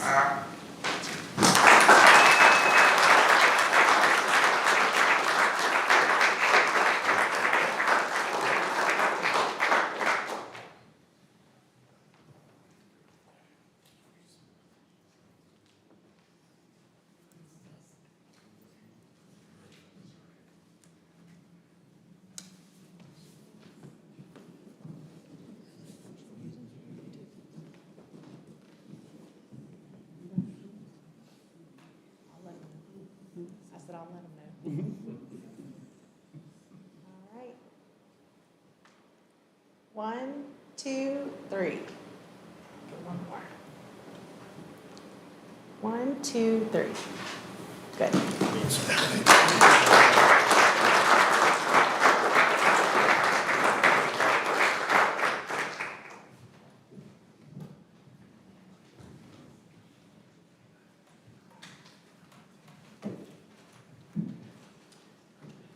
Madam Chair, members of the board, I've got another resolution for your consideration this evening. It's related to, and you're probably wondering what in the world this is, a boom study. So a boom study it stands for Building Opportunities on Main Street. I'm going to click ahead on this slide. Right now, a boom study is being coordinated by the Department of Housing and Community Development in conjunction with the Commonwealth Regional Council, which is our planning district that we are a member of, along with our other sister localities in the region. In order to participate, the county would need authorization for the county administrator to sign and submit an application for the county and specifically for the courthouse area to join the Exploring Main Street program. The overall goal of the study is to identify the best uses for vacant or underutilized spaces within a certain area, and the data gathered can be beneficial for attracting investment and strengthening Main Street initiatives. There is no cost to the program. Again, the Virginia Main Street program does work with our DHCD to provide services and assistance to communities interested in revitalizing historic districts. What you see up here on the screen is a dashboard that we would be able to utilize and be able to program into at no cost and dovetail with our strategic economic development efforts, specifically as it relates to the village area here in the courthouse and our small area plans. So this would be another tool in the toolkit for the efforts of the EDA and the New Business Task Force. So with that, I've got a resolution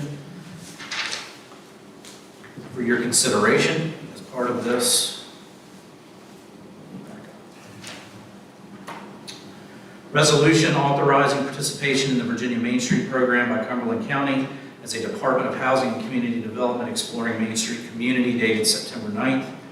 Whereas the Virginia Main Street program has been established by the Virginia Department of Housing and Community Development to assist localities in developing public-private efforts to revitalize their downtown commercial areas, and whereas smaller localities may elect to participate in the program tier as an exploring Main Street community.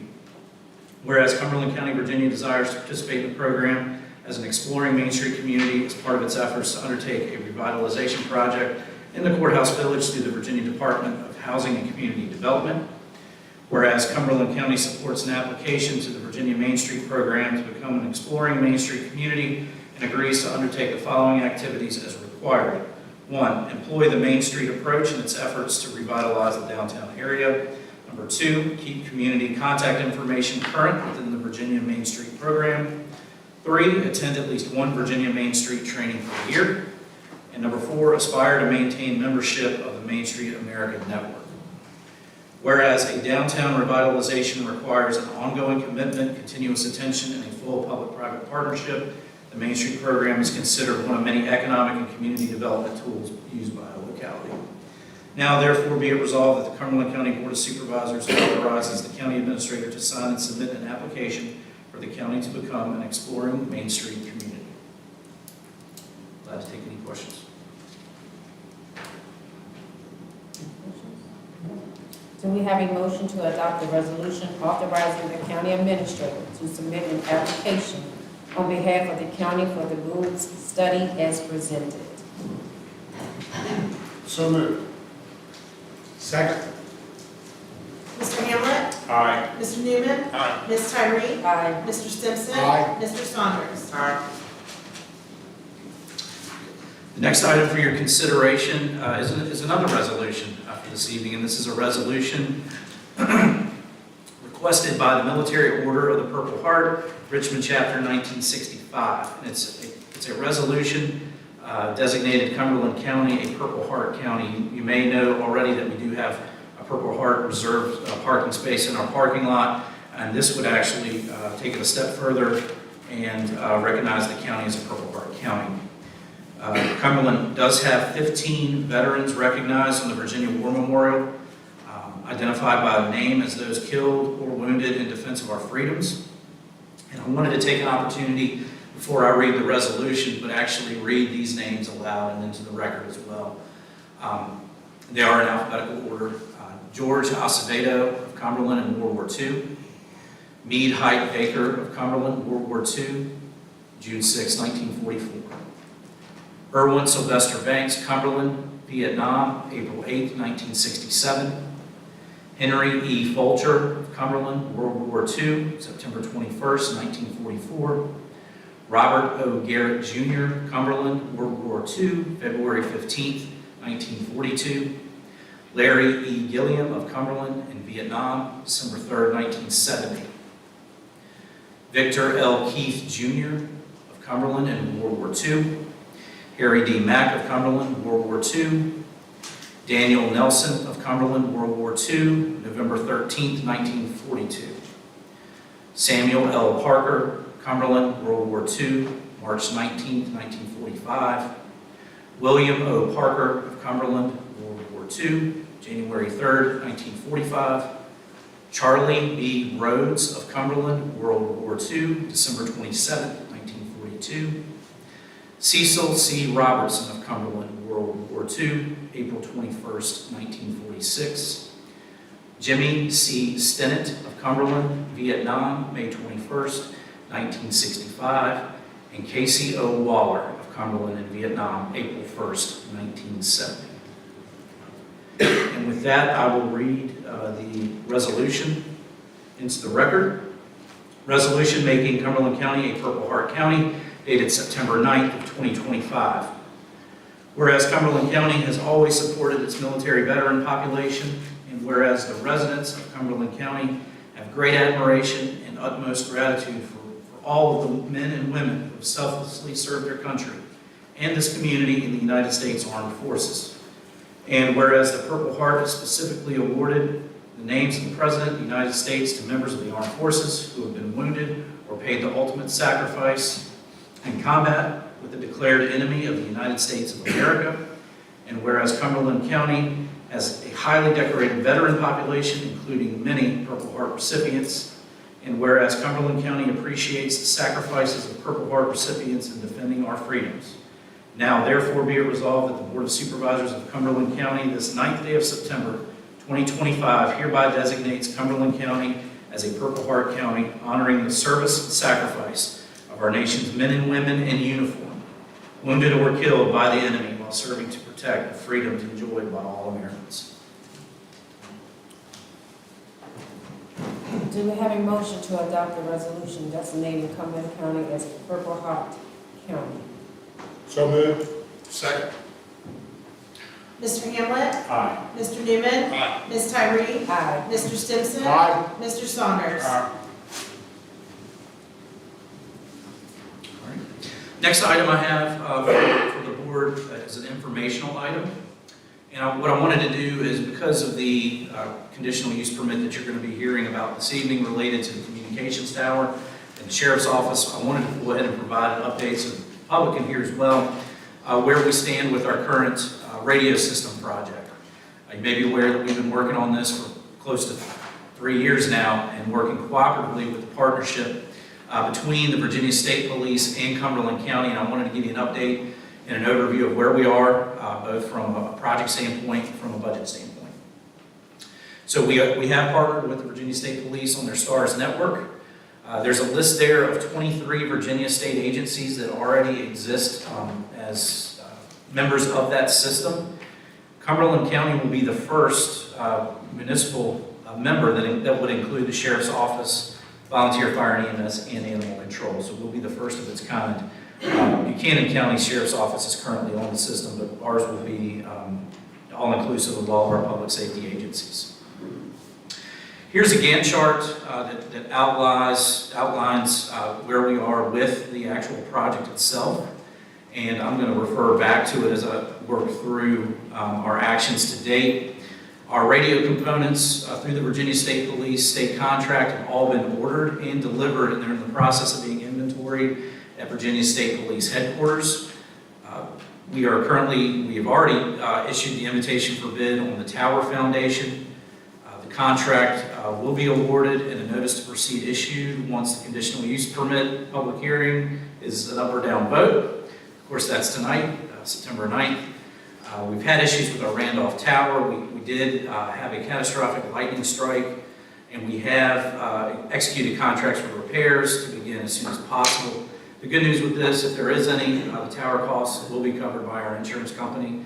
And this Randolph Tower is a necessary part of the legacy system, is what we are calling it, because it will utilize and implement the use of the paging system for our volunteers. It'll also serve as a backup system. If the state police system goes down, we're in big trouble.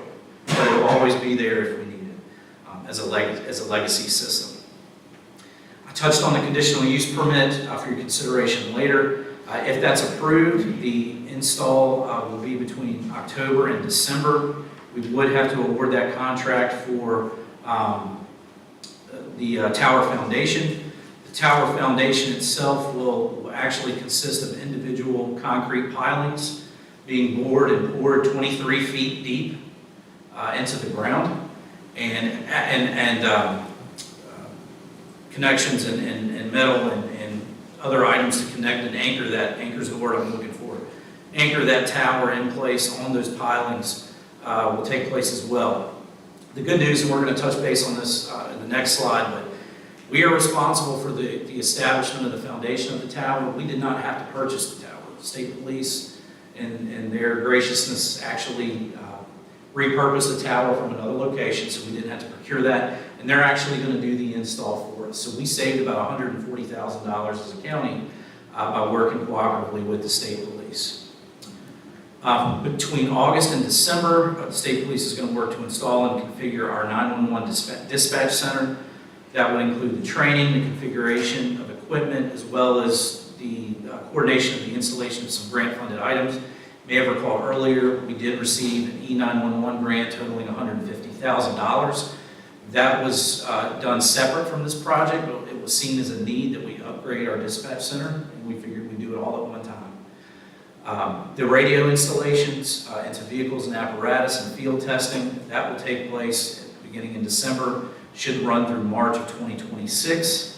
The state police themselves will install in our sheriff's office vehicles, so we'll have to take a vehicle out of service, transport it to the state police headquarters, and then circulate that back into service after it has everything installed on it. EMS and volunteer fire department apparatus field installs will be done by a contracted vendor that has been cooperatively procured through the state police. So we're covered in that regard. So we do anticipate to be fully operational in March of 2026. And I'm going to go back. You can see there's a lot of concurrent activity that has to take place on the Gantt chart. So we are going to be following this and updating this. If there's a hiccup or a change in timing, we will update the board on that. But I can assure you that we're pedal to the metal on this, working to get this. Where's the sheriff? Okay, well, I was going to have him add any comment if necessary. But sheriff's office is involved. Mr. Hurley's highly involved with this, and we're hoping to bring this thing down the stretch and get it done and get it completed and get it implemented. So. Wanted to provide an update on costs associated with this project. I want to start with the cost, the direct cost of the system to the county. The equipment costs were a shade under $2 million. It was quite a bit of equipment that was purchased. It was purchased at a 40% discount, so it saved the county about $781,000. And I tried to list these side by side to give you some perspective on the savings. We were responsible for the tower architectural work. That totaled about $15,000 even. And the tower foundation install contract was $37,000. We did have to purchase some tower hardware as prescribed by the state police. We buy the hardware, they do the install. The field installation of radios, we have an estimate from about 6 months ago, and we're in the process of updating that. Right now, it's shown as $45,000. Estimated project cost of $2,054,930.65. You may recall that the previous board restructured debt back in 2022, freeing up a little over $2 million to help pay for this. So right now we will have to come out of fund balance for about $51,701. But when you juxtapose that against how we partnered with the state police, our capital cost savings, we looked at the dispatch upgrades that were grant funded, the emergency medical dispatch program, which is mandated. We looked at tower construction and installation costs. If we were to go out on our own and have our own system, we'd have needed to build 3 towers. And when you back out what we saved on the tower here at the courthouse, we saved about $738,000. Project management, we would have had to have outsourced it. That was an estimate provided by the state police. So when you look at your one-time capital cost savings, it comes in a little under $2 million, $1,986,525.46. So you're essentially getting a $4 million project for $2 million. In addition to that, we have no annual maintenance costs. If we were to have this radio system in-house, when we looked at the annual contract pricing, it was between $150,000 and $200,000 annually for that contract without an escalator. So right now, on the STAR system, we pay $0 as it pertains to annual maintenance costs. If there's an issue with our radio system, we call state police headquarters, they have somebody out there. Because if there's an issue with our system, that means there's an issue with their system. So you're looking at a savings annually of between $150,000 and $200,000 operational. So I shared a lot of information. I'll be glad to take any questions. Are we getting any kind of relief from current maintenance on the legacy system? So it's a great question. With the current legacy system now, it's worked out in our favor. As part of the insurance settlement with the current tower, we actually picked up 5 years of maintenance at no cost. So that Randolph Tower will actually be maintained at no cost to us for a 5-year window. Now at the same time, we still have to circle back with the state police, and they're going to help us with this. When we signed that MOU with them, a year ago, we became part of their network, so to speak. So we can rely on them at any time that we have a system issue, whether it's theirs or ours. They come out and provide guidance and recommendations, and we're going to be doing that. So we're going to be looking at the tower here in Cumberland, the tower in Cartersville, to make sure that, and we'll come back to the board with cost estimates and a plan moving forward. We just haven't gotten there yet. We got to get the Randolph Tower situated. But the annual maintenance costs, I don't want to misspeak, but it's probably in the $5,000 to $6,000 range annually. It just depends. We're going to have to get our arms around what the issues are and come back to the board at a later time. But I can't say enough about the work that staff's doing and the partnership that we have with state police. It's phenomenal.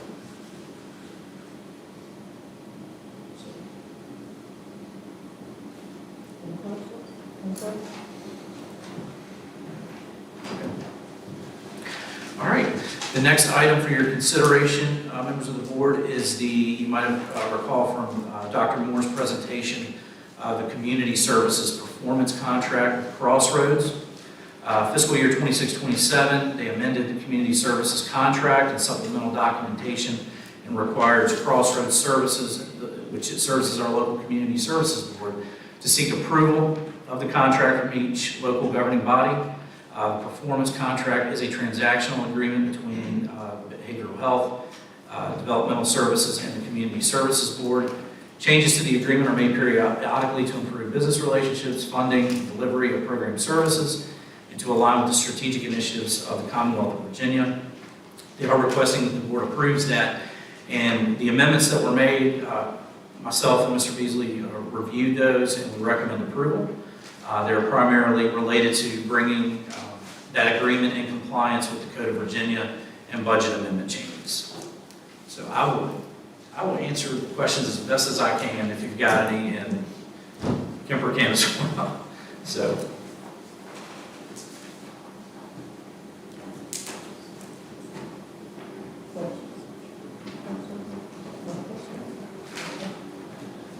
There being no questions, do we have a motion to approve the Crossroads fiscal year 2026 through 27 amended community service contract as presented? So moved. Second. Mr. Hamlet? Aye. Mr. Newman? Aye. Ms. Tyree? Aye. Mr. Stinson? Aye. Mr. Saunders? Aye. Okay. Moving right along, next we have public hearings. I have a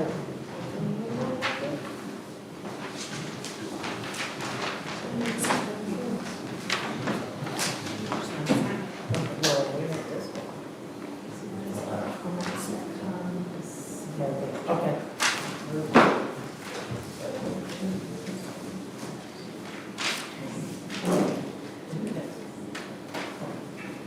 Ms. Johnson, I'm turning it over to you as in regards to our Cumberland Fire and EMS radio tower. Thank you, Madam Chair. We have before you this evening a conditional use permit application, CUP 2402 for the Cumberland Fire and EMS radio tower. The property owner is the Board of Supervisors. This will be located at 1492 Anderson Highway. The parcel size is 1.323 acres. Current zoning is B1 business, and the use is the Public Safety Center. Existing structures are, of course, the Public Safety Center that house the Sheriff's Office and the Emergency Dispatch. First map I have this evening is the vicinity map, shown by a red star on there is where this tower will be located. Zoning map shows that the parcel in question is zoned B1 business. Here we have a comprehensive plan map that was included in the 2024 comp plan. And here we have a close-up showing the Cumberland Courthouse Village Center. Of course, the facility will be located in the Village Center here. Here we have an aerial map showing the parcel with the building. I've included the current survey, which was from 2005, and it's a little hard to see. There's a red X shown on the northwest corner of the Sheriff's Office, which is where the proposed location will be for this tower.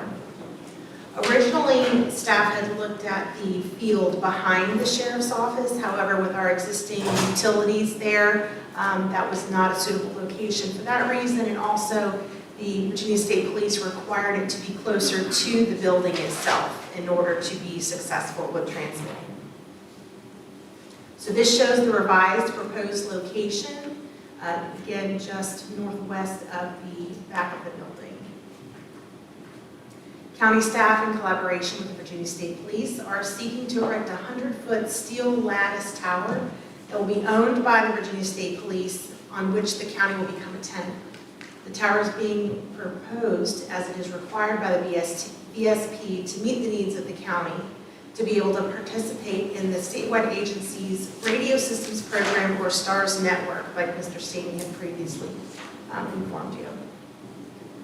The STARS radio system provides multi-channel digital voice and data communications that are specifically designed for public safety.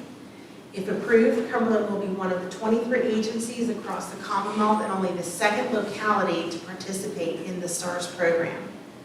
This tower is a critical component of the county's new public safety communications system. Consistency with the comprehensive plan, Goal 14, is to support the efficient and effective emergency services and human services. More specifically, Goal 14.2 includes provisions for appropriate and interoperable communication systems for E911. Approval of the CUP and the installation of the tower will further the ongoing process being made in this area. Consistency with the zoning ordinance. Section 74-702 provides for standards that shall be considered by the Planning Commission and the Board of Supervisors as part of reviewing the CUP application. All standards in this code section have been addressed satisfactorily by the applicant. Section 74-731 through 747 regulates communication towers and provide guidelines and requirements for these structures. With one exception, the applicant meets the requirements of this code section. Specifically, 74-736C7 stipulates that the towers must be designed to collapse within the parcel boundaries in the event of structure failure. A waiver of this requirement is requested to allow for the fall radius to be extended outside of the property boundaries owned by the county that is included with this request. County's provided a tower structure analysis report and certification from KCI Technologies that provides for a 60-foot fall radius for the tower. So in other words, because our parcel is so small, the fall radius will extend the county's boundaries, but it could fall on another county-owned property. Stephanie, how far away from the sheriff's office is that red dot? How far is the tower? I believe it was 20 feet? If maybe? that, If yeah. that, 15 Yeah. feet? And I'm totally in favor of everything to do with this tower, but just because we talked about the fall radius, Mhm. would that affect insurance at all with putting it so close to the building, since the building would be within that fall radius? I don't have an answer to that Okay. question. Okay. This is a map here that was provided by one of the companies that are helping us with this project.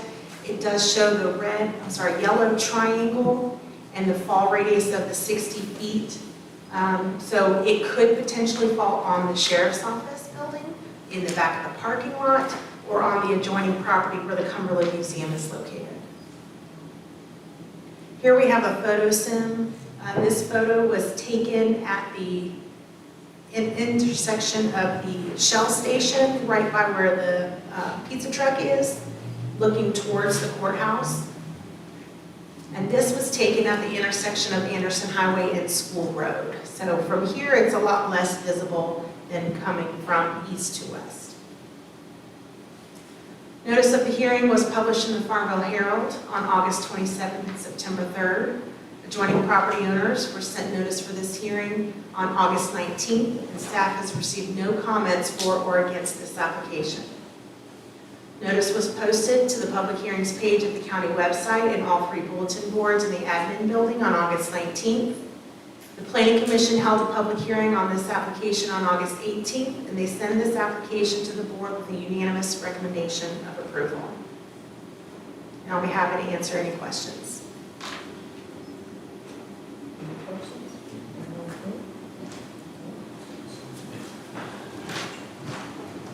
We will open up the floor now for public comments in regards to the Cumberland Fire and EMS radio tower. No one is signed up. If no citizens signed up to speak, we will now close the public hearing. We will now open the floor for board members' discussions. Any discussions?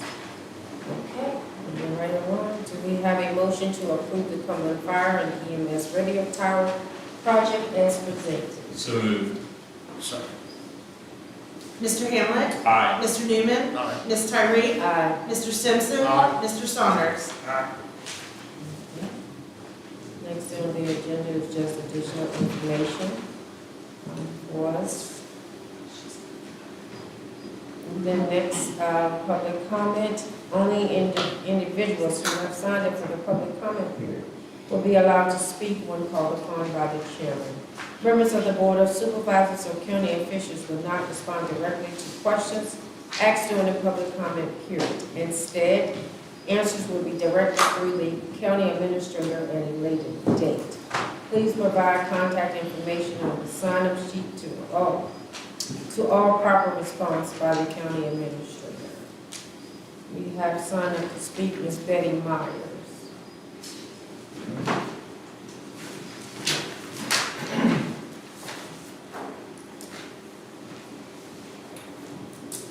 I'm Betty Myers, I live at 577 Deep Run Road. I've worked pretty hard and read several times the conditional use permit 24-01. And I know it's been approved by the board, but I'm still got some concerns here. And basically, section 9D is the facility access, and it says they'll be using Pine Road Road. Well, the first problem I have is that the CUP 24-01 doesn't have a expiration date. And then you go in and you read this, it says that for getting a permit for the separate entrance off of 60, that 5 years after commencement of the operation, that they would file for the permit to build a separate location for the access road. They were allowed 2 years for the construction of the site. But if for some reason the permit request is rejected, then they're given another 5 years to reapply. So Route 60 access wasn't completed, so we're going to continue to use Pine Grove Road. If the permits weren't received in the first 7 years that they had the CUP 18-06, I'd like to know what you board members saw that was different to think that they're going to obtain it now. Commencement of the operation, there's no deadline, so this could go on forever and ever and ever, and probably way past my rest of my life. Okay? So I did a quick analysis here. I went with 7 years as the history to start the operations, 5 years to apply for the permit for the separate location off of 60, 5 more years if the first permit isn't approved during the first 5 years of the start of the operation, and this can go on and on. So now we're looking at 17 years. I'm sure 17 years from now I won't be here. So, you know, what are we going to do? We're just going to give away Pine Grove Road to the landfill? That's what's going to happen here if you follow what's in this CUP. It's an ongoing thing. And I think you really need to look at this, and I know you approved it, and I know I'm probably speaking to the wall there, but I have concerns. So if they don't get the permit, which they weren't able to do in the first 7 years, you're going to be looking at this as a lifetime going on. Thank you.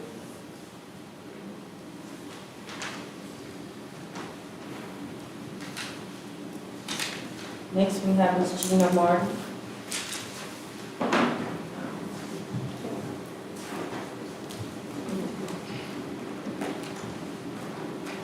Okay, I still live at 518 Cartersville Road. This is about the animal shelter. I wanted to give you the stats for August. I didn't do it at the last meeting. They've had 121 calls for service. They've had 19 strays, 14 surrendered. Transferred out 10. They're really good at getting these animals transferred out. They just got 7 puppies in the other day, and they've already been transferred out to a place that they think they can get them adopted faster. We have a good networking system in that office, and they know how to reach out to other counties and rescue groups and get these dogs help.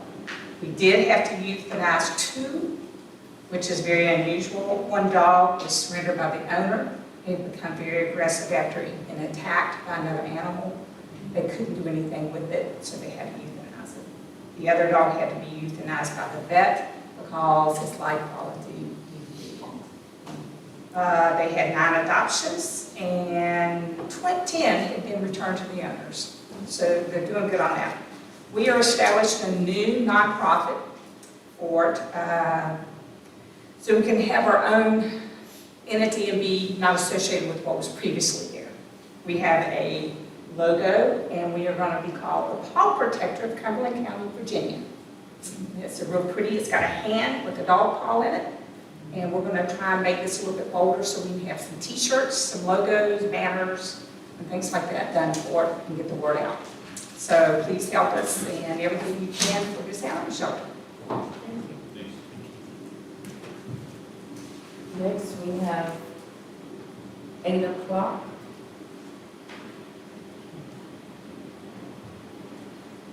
Tammy Clark. Paul Clark. Ron Tavernier. Good pass. And Bear Bruce.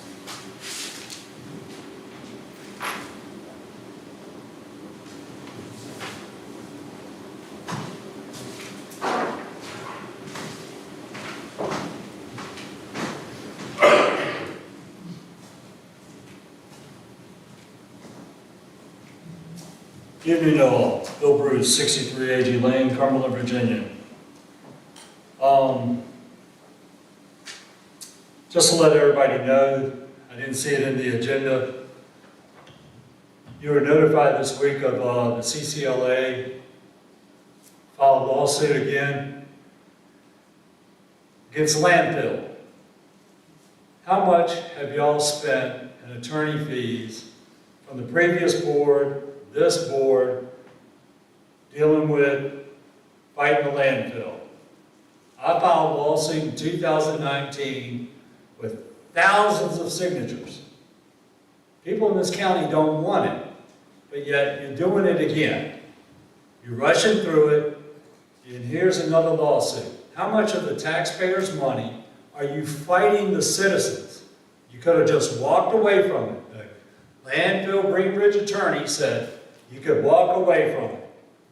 You're going around, not everybody, but what I'm hearing is Board of Supervisors are telling people you're worried about getting sued. So now here's another lawsuit that was filed on Friday, last Friday. Tell the people what's going on. Put it on the county website. Cumberland County's getting sued again. And another thing, the lady didn't know what public comment to sign. Maybe if you treat people and look at people when they talk to you, maybe they'll look at you and treat you a little bit better. Maybe if they don't have to say it.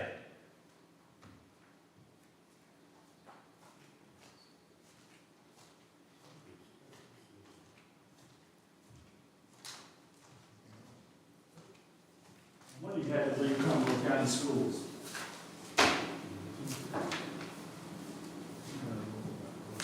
That closes public comments.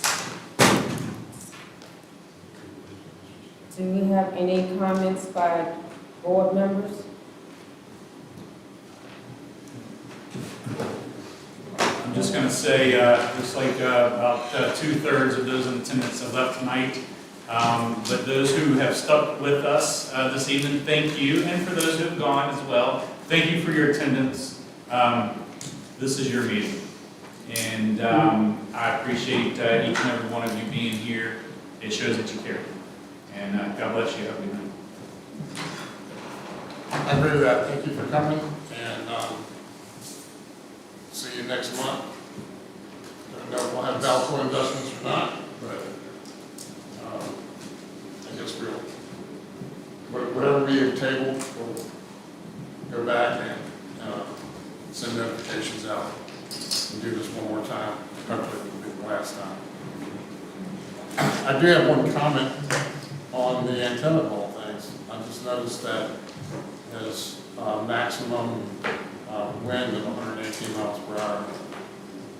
So remember, consider Category 3 hurricane, if one were to come through, it would be in jeopardy.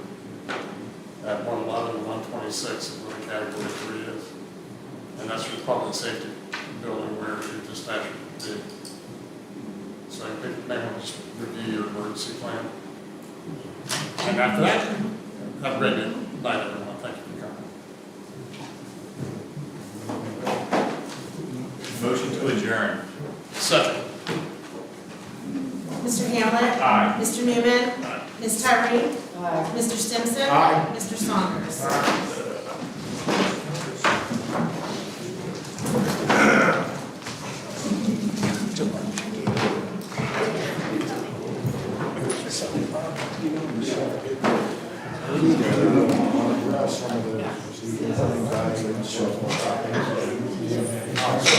Yeah.